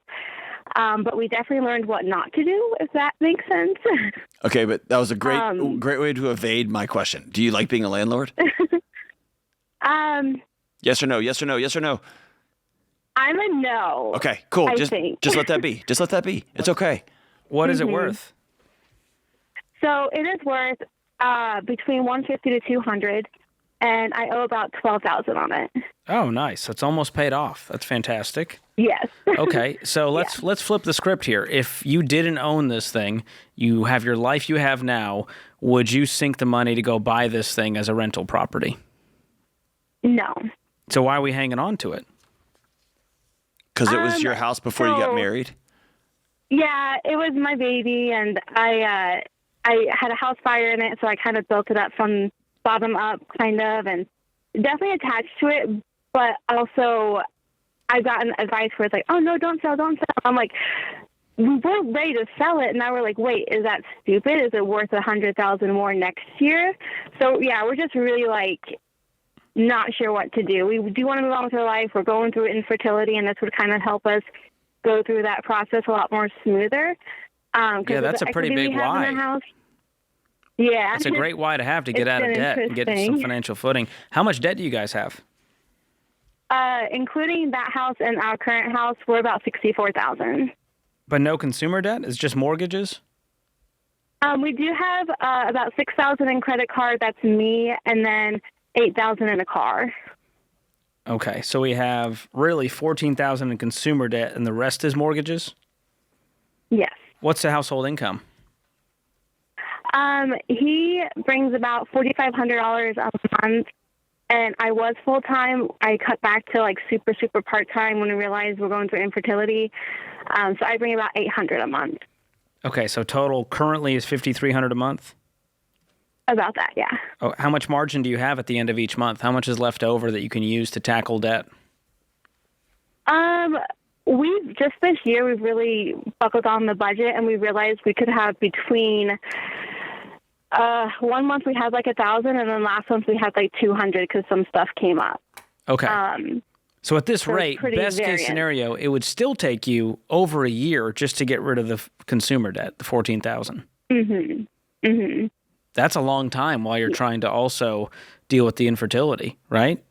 Right. And we do have about 11 grand in savings, which we've been holding off on if we need to do repairs to the house to sell it, or if we do need to put it into fertility. So we haven't quite snowball affected it and put it towards all the debt yet because we're not sure. Like, I had 2 surgeries last year, things like that. It's been really interesting. What if we flip the script again? How old were you when you bought this house? I was 23. Okay. How long did you own it before there was the fire and you rebuilt it? A year. Okay. Go back and have an imaginary conversation with 24-year-old you. And imagine her looking at you. How old are you now? 30, almost 35. Almost 35. Imagine 24-year-old you looking at 35-year-old you and 24-year-old you saying the following. I'm going to buy this house and I'm going to fix it up when it burns down. I'm going to do a ton of hard work, a lot of sweat equity, because one day we want to be a mom. And one day this is going to be worth a whole lot of money. And it's going to get you and some new knuckleheaded husband that you haven't even met yet. It's going to clear all the debts for y'all. It's going to pay off the house y'all live in. It's going to put some cash in the bank so that y'all can go through the harrowing process that is infertility. I want us to have a baby. So I'm going to do all this work at 24 so that I can hand you this over when you're 35 and you'll be set up. That changes the whole thing, huh? That's beautiful. Yes. Yeah. So here's the math on that. You net 130 from the sale of this place. You pay off your 14,000 in consumer debt. You pay off the other mortgage. Well, now you have 60 grand laying around. On top of the 11 you have laying around. So now you have a full emergency fund and money to do these fertility treatments without going into debt ever again. With no stress, all peace. And by the way, you're 35 in a new marriage and you have a paid-for house. Yes. Right? And so is there a possibility this house goes up in value next year, 5 years from now, 10 years from now? Yep. But do you want to be having a conversation with 45-year-old you saying, you know what? We decided to keep borrowing money. We decided to go 100 grand in debt with infertility treatments that may or may not have worked. And we really wanted to have some equity in a home I owned when I was 24. Aren't you proud of us? Or would you rather talk to 45-year-old you who may be holding a 5-year-old and a 3-year-old or a 5-year-old and a 2-year-old or whatever and say, we don't owe anybody anything and we decided we wanted to have the life that we wanted to have? I love that. You know what I'm saying? I think selling it would be way more life-changing than keeping it. Agreed. That's the simplest way to put it. And so if I'm in your shoes, based on what you told us, I would sell it today. I'm offloading. I'll do the minimal repairs needed to make it palatable for the market to sell, to get top dollar for it. And if you need a real estate pro, you can jump on to RamseySolutions.com/agent, and they'll get you the best deal they can. But I would move forward with this because I think your why is too strong to be hanging on to this default landlord life. I agree. Definitely talking it out helped a lot and put it in perspective for sure. Will you do us a huge favor? When baby number 1 is born, will you call back into the show and let me and George cheer you on? Sooner than later. Yeah. People love the where are they that. now. That's one of the best where are they nows I can think of, is you calling back and we hear a baby squealing in the background. Yeah, it's one of my favorite things in the world. Yes. And I've been there. Well, it's a harrowing, long walk, and it's lonely. And we want to celebrate with you when it happens. Okay. Thank you. I will do that for Awesome. sure. We'll be looking forward to it. That'll be fantastic. John, that call is such a great reminder that the baby steps are not meant to be optimal. The baby steps are meant because life isn't optimal. Yeah. That's the craziest part to me, is the reason you do it is to have flexibility, options, and margin when life goes sideways. Right. When on paper it didn't look like how it's gonna go sideways. And I think the grief you and I take, you take it way more than me, but the grief we take from internet potshotters and social media potshotters and other influencers are, yeah, but look at this. Look how much money you're leaving on the table. Look how much money you're just holding on to. Look, you're paying this out of order. There's a reason, and it's because none of these formulas in a spreadsheet account for life happens. And when you talk to thousands of people going through cancer treatment, infertility, job loss, then you realize margin and psychological wins are way more important than arbitrage. Leverage. Yeah.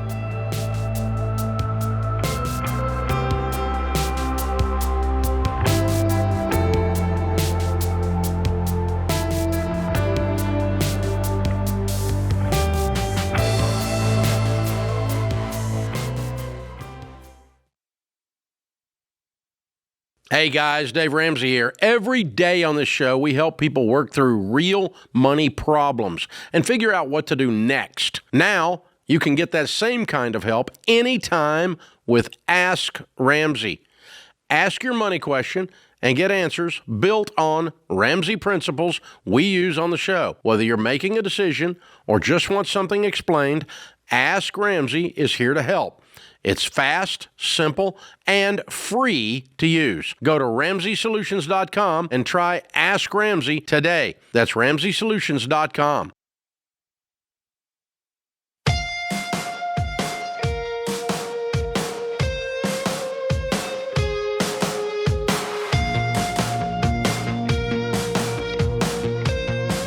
Charleston, South Carolina. Let's talk to Aubrey. What's up, Aubrey?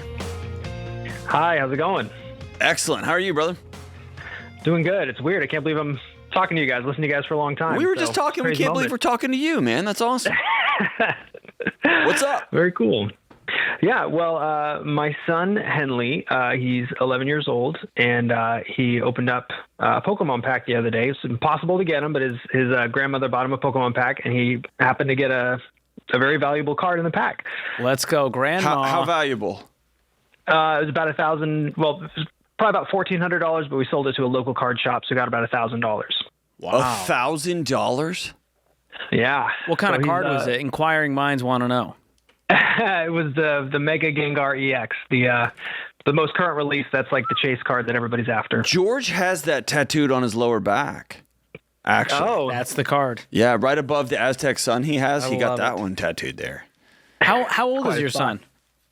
He's 11. Okay. Wow. And did you give him the money? Yeah. We're letting him decide how he wants to do it. So he's a very, very responsible 11-year-old. You're going to laugh, but I want to let you guys know he's listened. He's read the Total Money Makeover, and then he's listened on Audible to Entree Leadership and Smart Money, Smart Kids. So he's like, goodness gracious. So no Legos for this guy. You need to get him a bunch of toilet paper and teach him how to wrap houses or something. You're in danger of creating a nerd bigger than even us. That's awesome, man. Way to go. He's a good kid. All right, so what's your question, man? Yeah, so he's wondering what he should do with it. He has a plan so far. So I don't know if you would just share what he's thinking so far with you guys. Sure. Yeah, we basically, from the Smart Money, Smart Kids, we said there's 3 things you can do with money. You can save it, you can spend it, and you can give it. So he wants to give $300 to the church. He wants to save $300. He wants to spend $200, and then have the other $200 for like gifts for family and friends, and kind of buying other people's stuff. How do we clone this kid? Yeah, this is crazy. He real? I literally thought you were going to say he wants to buy $1,000 worth of Pokemon packs to redo this. I'm like, you created a degenerate gambler at this point. That's right. Like, let's do it again. I love that. You'd think so. Yeah, he's just super generous, and we're almost found myself trying to discourage his generosity. I'm like, I don't think that's quite the right move here. So he wanted to get your guys' thoughts on that plan, and yeah. My only concern would be with what you just told me is amazing, and that's a direct reflection of the parenting he's receiving. So kudos to you, man. Like, as the father of a 10-year-old, like, well done. That's awesome. We need more young people out in the world like him. My only concern would be that there's no sort of, this isn't the right word, but it's close enough, survivor's guilt. I got this money. My grandma bought me something. I ended up with $1,000. And so I kind of owe $200 to the side to buy other people's stuff. Right. Yeah. And I would sit down with my son or my daughter at that age and make sure, like, I do believe I have an obligation. I owe, as a tither, I have a responsibility to pay back to my local church, because I know where that money's going. It's going out to the local community. Right. And to help the least of these in our community. Like, that's a responsibility I have. But if I'm going to buy gifts for friends, family, I want that to come from a place in his heart of, like, because I want to, not because I feel like I kind of feel bad because I got this thing, so I kind of owe everybody. You get what I'm saying? And it's just a moment to teach him about emotions and about the spirit of things and obligation, which those are tough concepts for adults to wrap their head around, much less 11-year-olds. But it could just open up some great conversations with you guys. Yeah. Yeah, I think that's good. And probably be sure to have that conversation and then make sure if he's wanting to give that much, that's not coming from a place of guilt. Yeah. And it may just be he saw grandma's eyes light up and he loves giving stuff away. I remember, I've talked about this a lot on the show, but my son and I for years went to breakfast once a week at a local Waffle House. And that was a way I taught him, here's what generosity looks like, right? Let's be ridiculous and tip these waiters. And their response was so extraordinary. We developed relationships with the wait staff because we went there all the time for years. That I had to teach him, hey, you can't tip all of your money away because you got to pay bill. Like you're gonna have to have a light bill one day, right? Because it was so overwhelming. The reward was so big, and so I never imagined I'd have to teach a seventh grader that lesson. You got to hold on to some of your money. You can't just give it all away. But man, I'd much rather be teaching from that place than the other, right? Good for you, man. So the ratios might be slightly off. You guys might decide, hey, let's do 100 to the church. We're going to do 100 that's spontaneous. So if we're out and we have a great server, you can hand them that $100 bill. We're going to put a couple $100 in a high yield savings account for short-term goals. I mean, the kid's going to be driving in 5 years, and we know how expensive cars are. And maybe put some in a long-term plan, like a 529 plan for college, just to show him and get him understanding compound growth. You want to get use this as an opportunity to really develop y'all's relationship. Teach him about how much you tithe and what percentage you use, and here's why. And so instead of tithing 30%, maybe you say, hey, me and your mom, because of this scripture, because of this teaching, because of whatever, here's how much we tithe. It's your money. You're free to do with what you want, but here's what we do, and here's why. And you begin to teach him the why underneath some of these exercises, and I think that can be a really powerful intimacy, and it's a way to connect with him at a deeper level, right? Yeah. Well, and with that, I don't know your guys' thoughts. We weren't planning to override his decision on it. I mean, we were thinking to, really it's $1,000 is going to come and go, right? Like this is more of a teaching opportunity for him to even experience handling what's a lot of money for someone his age. I mean, would you guys agree with that, to not kind of override? I guess unless he was doing something crazy. I think crazy's on here. Yeah, I get that question a lot. When someone's like, hey, my kid just got $50 for raking the neighbor's yard and he wants to blow it on a Lego kit and he's 10, I say let him blow it, because that's how they're gonna learn. I'd much rather them do that than get their first raise at 22 like I did and go buy a stupid truck you can't afford. You want the regret and failure to happen when they're 11 with $1,000 and not 31 with $100,000. That's right. So it's a great lesson to learn, because nothing's on fire and there's nothing fatal here. But I would let him have the final say, and you as sort of a guide can just offer some recommendations and go, what do you think, bud? A great sentence starter with an 11-year-old is, all right, teach me about why you want to do this. Teach me about where you came up with the number 300 for. And teach me about wanting to put 200 aside. You want to give away 50%, half of this money. That's amazing. Yeah. Tell me about that. And have him just let him know at the age of 11 that he can talk to his dad about stuff. That he can talk to his mom about stuff. Because now you're planting seeds that are going to pay off 10, 20, 30 years from now, which are amazing. Yeah, absolutely. Does Grandma get a commission from the winnings here? She better. I think we get Grandma a nice gift. Split it with me? I feel like if Grandma bought me a lottery ticket and I hit, I feel like I should get Grandma a little something. Some flowers. Yeah, dude. Good idea. Oh, that's awesome. Sure. You guys are so great all around. Yeah. This is a great question. Quick, short follow-up. With that, we kind of debating on what is he saving for right now, and if that should be in a high yield or if that should be in an investment. My thought was the cars was probably the next thing he's saving for, but any input from you guys on that? Put in a high yield savings account. Yeah, I mean, car is probably the big one, and then college is not too far beyond that. And so I like showing him how short-term savings works for goals and then how long-term investing works. And I like the mix of both, because he'll get a handle on both of these things are important. There's not really a priority here. It just depends on when the goal is going to happen. Okay. So I like this all around. Teach him a little giving, a little short-term saving, long-term investing, and, of course, spending. Yeah. Let him enjoy himself. He's 11. Yeah, and you may have to look at him and say, hey, you know this Dave Ramsey guy you love? He spends a lot of time in Cabo. You learn to spend your money too, right? Dave's insanely generous, and Dave has a good time also. right? So you might have to push him a little bit, like, hey, we're going to go spend some of this money. We're going to go have some fun. Yeah. Because we want him to enjoy his life. Teaching also. someone to be well-rounded and balanced, that's one of the most difficult things you can do. Because people tend to fall on, They on one over-index. side of the teeter-totter or the other, yeah. All right, we'll be back soon.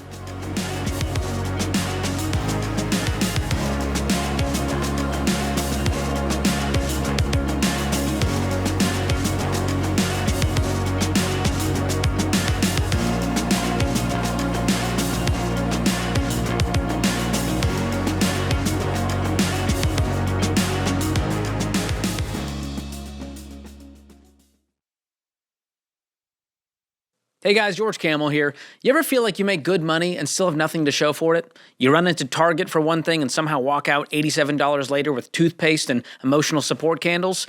Just me? Okay. Well, that's the problem. Most people don't pay attention to how they spend their money, so it does whatever it wants. And that's why we created EveryDollar. It's a budgeting app that helps you create a simple plan for your money. EveryDollar is simple, it's clear, and it helps track where your money's actually going. Plus, you get daily lessons, to-dos, and reminders along the way. It's like having a money coach in your pocket. Your money's been freelancing long enough. It's time to give EveryDollar a full-time job. Go download EveryDollar for free on the App Store or Google Play.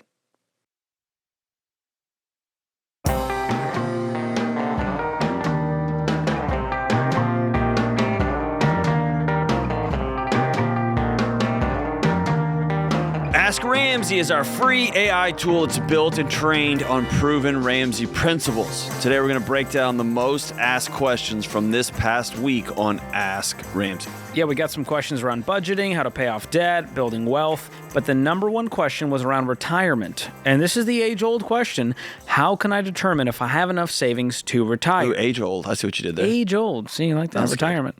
This comes down to one core idea. You want to have enough saved so that you can live off the growth without depleting the principal. So without getting it down to zero while you're still alive. That's not fun. So your annual retirement expenses, you can divide that by 0.1. That's your retirement nest egg goal if you're looking at 10% rate of return annually. So if you need $60,000 a year to live on, you need at least $600,000 invested in good growth stock mutual funds, averaging 10% annually. So that $60K comes from growth alone. Your principal stayed intact. That's $600,000 if that happens.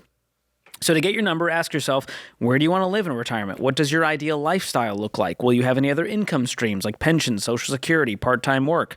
That all gets factored in here. And then a few important reminders. If you're young especially, I would not fully count on that Social Security number, especially as your primary income. I would absolutely. Have it be a bonus that may come. I love Plan that. for it to not exist. It's gravy on top. And be completely debt-free before you retire. If you follow the Ramsey plan, you don't have a mortgage payment, you don't owe anyone money, you got plenty of money in the bank, you've been investing for several decades. And then healthcare costs, that's a big one. Nobody truly knows what healthcare costs are going to be when you retire, unless you're retiring this year. Then you have a pretty good picture. So that's another piece to factor in. And Ask Ramsey can help you get started planning for retirement, and it can connect you to a SmartVestor Pro. So there's the big caveat. When it comes to a decision this big with this much writing on it, I'm not just going to go to AI to figure it out. No. It's a good starting point, but getting connected with an actual registered investment professional who has the heart of a teacher, that's the key. And we've been connecting listeners to them for over 20 years. SmartVestor Pros can help you create and reach those goals, help you make informed investing decisions. So you can find that at RamseySolutions.com/SmartVestor. And if you want to check out Ask Ramsey, our free AI tool, just jump on to RamseySolutions.com. All right, let's roll out to Toronto, Ontario, or as Texans call it, Northern Oklahoma, and talk to Alex. What's up, Alex? Did we lose him? Alex, you there? It's that Canadian phone line stuff. We just can't figure it out. All right. We'll try Alex later on. Let's go to Greg in Charlottesville, Virginia. What's up, Greg? Hey, John and George. Honored to speak with y'all. Huge fans of both your shows. Thank you, brother. Appreciate you, man. What's up? Hey, so my wife and I are have the opportunity to buy the house that we are renting. We've been renting it for 5 years. We love the property. It's a 2.5-acre property, single-family home. The reason we have some pause is because I've heard Dave talk a lot about manufactured homes. And the way they go down in value. This is a double wide that is on a permanent foundation. It's got a block foundation the whole way around. The title has also been relinquished to the county, so it's a permanent dwelling. Does the rule, quote, that manufactured homes go down in value still apply to this situation versus one that's parked on a rented piece of land with wheels on it? I've not heard Dave talk about that. I don't know. I just go, if you weren't renting this place, would you guys be on the market going, that's the one? Probably, because of the market in this area. What's it cost for a single-family home in your area? $17 million. So the comps for like a 3-bedroom, 2-bath, 1,600 square foot house on 2.5 acres is probably $450 around here. Okay. And we have the opportunity to buy this one for $300. That feels like a lot of money for a house of that type. Okay. So the landlord, we have a great relationship with him. He's owned it for 15 years, and he bought it for $90, and it's now appraised right at $300. Is the home appraising for that, or is the land appraising for that? The whole thing. Yeah, the land itself is almost $200. Yeah, I would imagine the land is what's appreciated around this, especially in Toronto. Getting 200. The real asset is the dirt. 2.5 acres is the dirt. Yeah. What's your financial situation? Oh, it's fine. We have no debt. We're ready to buy. How much do you have in savings? We love about $50,000. So you'd be taking on a $250,000 mortgage? Yeah. Have you crunched the numbers on a 15-year fixed rate to see what that payment would end up being? Yeah, it all works fine. We'd be fine. We would actually love to buy it. I was just curious if there was any insights on the double wide. Outside, it looks like a ranch house. It has no, you couldn't tell it's a double wide from the outside. Inside, it still has the paneling on the walls. We've lived here for 5 years. We love it. I was just really wanted to get an opinion on that, and that's.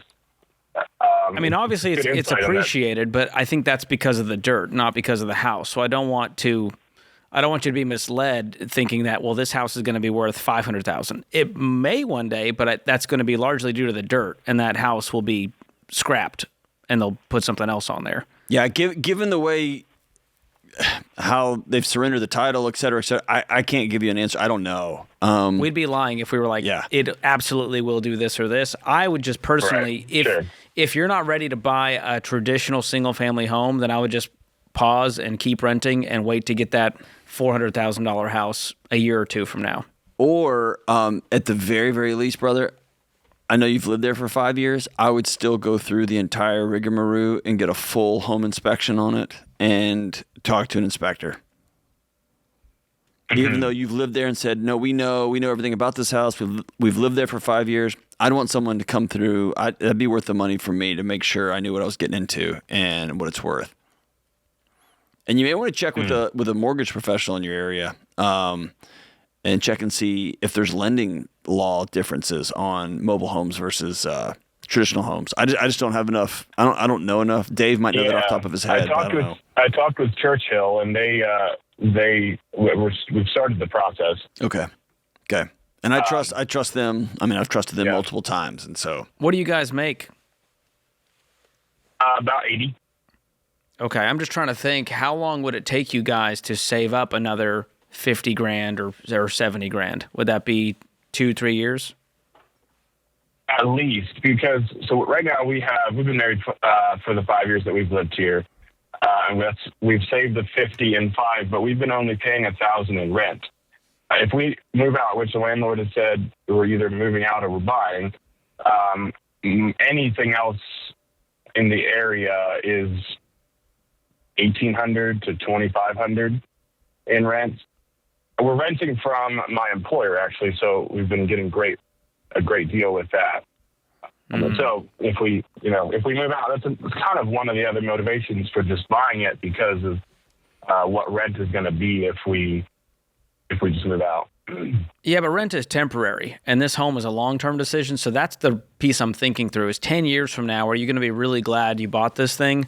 Or are you going to go, man, it probably wasn't the smartest decision at the time. We were kind of strong-armed into it with this ultimatum of either go rent for $1,800 or buy it. And so that's the part that I don't like doing this from a place of sort of urgency. I have to. I got to keep my boss happy. I've got to keep my, yeah. But it sounds like you guys, you've made the decision in your head, and now you're just like, was this, should we continue down this path? Yeah. What if you what? What if we bought it thinking we would sell it in 5 to 7 years? That's what I can't give you an answer on. If it was a traditional mobile home, I would say it's going to go down in value. Because it's by itself on 2.5 acres, there's a possibility in Toronto that the dirt appreciates pretty significantly. That's what you're hoping for in that scenario. And that's just, there's a gamble there. I can't see a world where the home appreciates, but maybe the dirt will appreciate. But nobody can look in a crystal ball like that.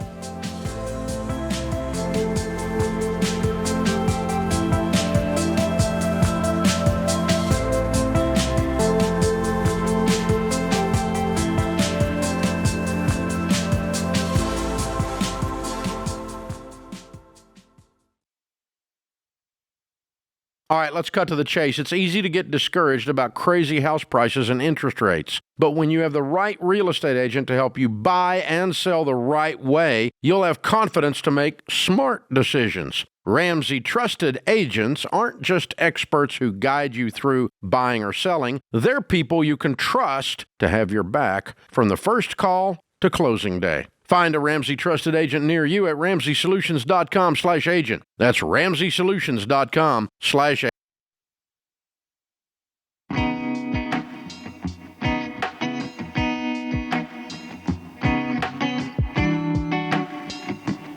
Today's scripture of the day is 1 Peter 5:8. Be alert and of sober mind. Your enemy, the devil, prowls around like a roaring lion looking for someone to devour. Jordan Peterson says, don't be a slave to stupid rules. Like your clothes have to match all the time, George. How'd you know? Well, I can just see your clothes match. Fashion has rules, Mine John. don't always. They may be stupid rules. Jordan Peterson famously wears matching suits. Yeah, his suits are pretty fancy. Yeah. Let's go out to James in Boston. Hey, James, what's up, man? Hey, how's it going? Doing all right, brother. How are you, man? Hey, doing pretty good. So me and my fiance, we're both 20. We have one kid together right now. And did you say you're 20? Yes. Okay. All right. We both moved out when I was 16. She moved out when she was 17. Neither of us have parents behind us at this point. And we recently found out that I'm terminally ill. And I have like 10 to 12 years. That's the kind of estimate. Okay. And so... what's the diagnosis, man? I would like to keep it private, but it's more having to do with brain function. Okay. And so I make like about 30 an hour right now. She makes about 25 an hour. And so I guess my question is, we both are going to school right now. I'm going to school to be an electrician. She's going to school to be a registered nurse. And with like 10 to 12 years left, I was wondering if it would be better for us to go out and take a loan out to get a house now. That's something that she has for when I'm gone, or wait a couple of years until we're both settled in our jobs. And I don't think the size of that house would change much, but, we can do a lot of the work ourselves for fixing it up.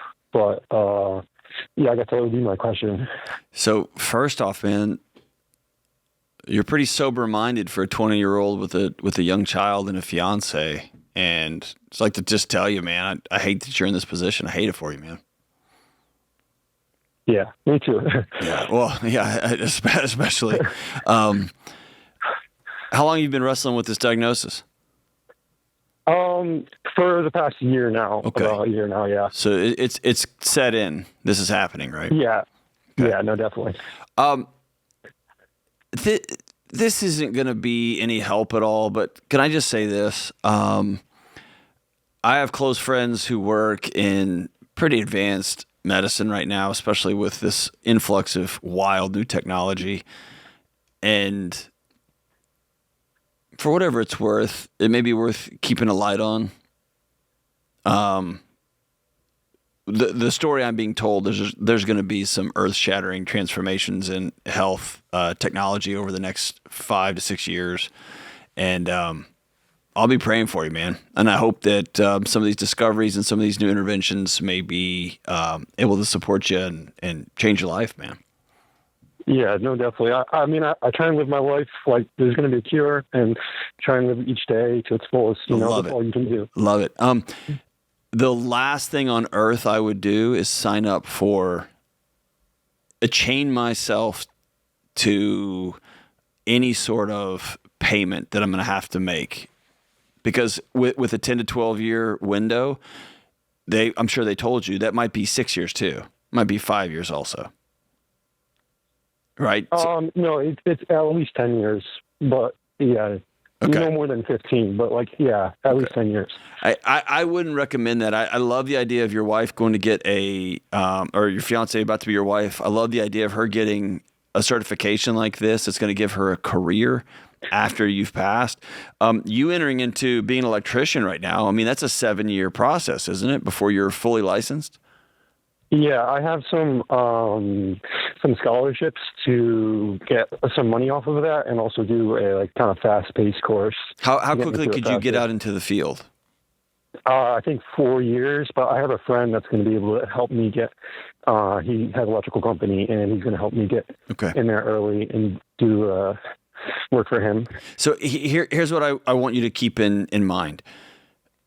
The single most precious resource you have right now is time. Right.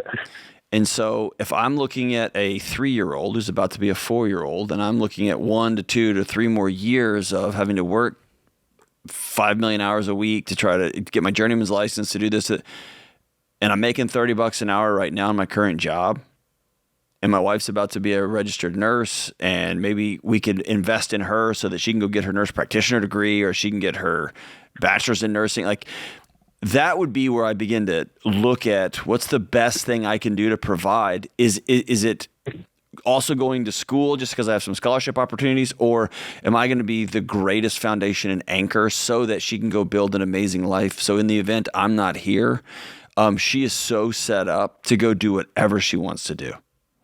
Right, yeah. But time... Yeah, no, that's really what I want to do for her. Time is the thing.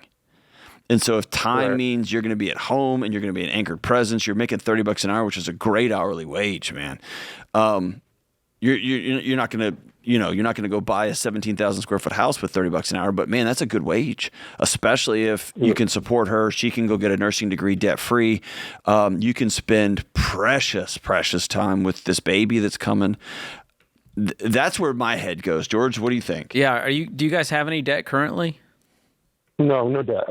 Do you have savings in the bank? Yeah, about 10 grand. Awesome.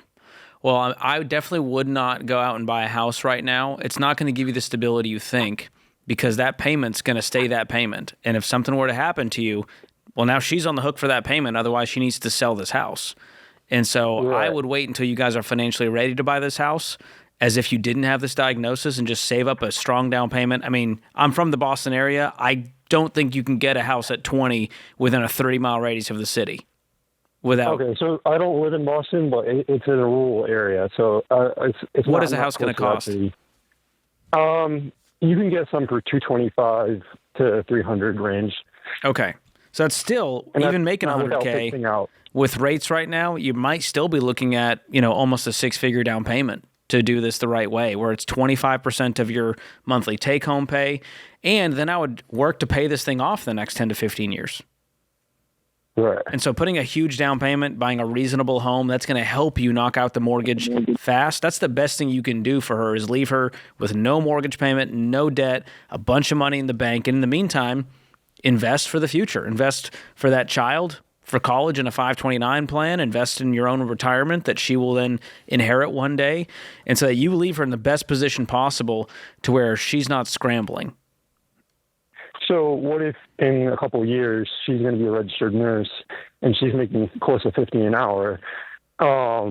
could I, in these next few years, be both of us saving up a bunch of cash to put down like whatever, 50 grand or something like that? Absolutely. Yeah, that would be my next goal for you guys. Is every dollar is focused on that down payment fund, and we're just putting in a high yield savings account for the next, let's say, 2 years. How much money could you guys sock away in 2 years doing this?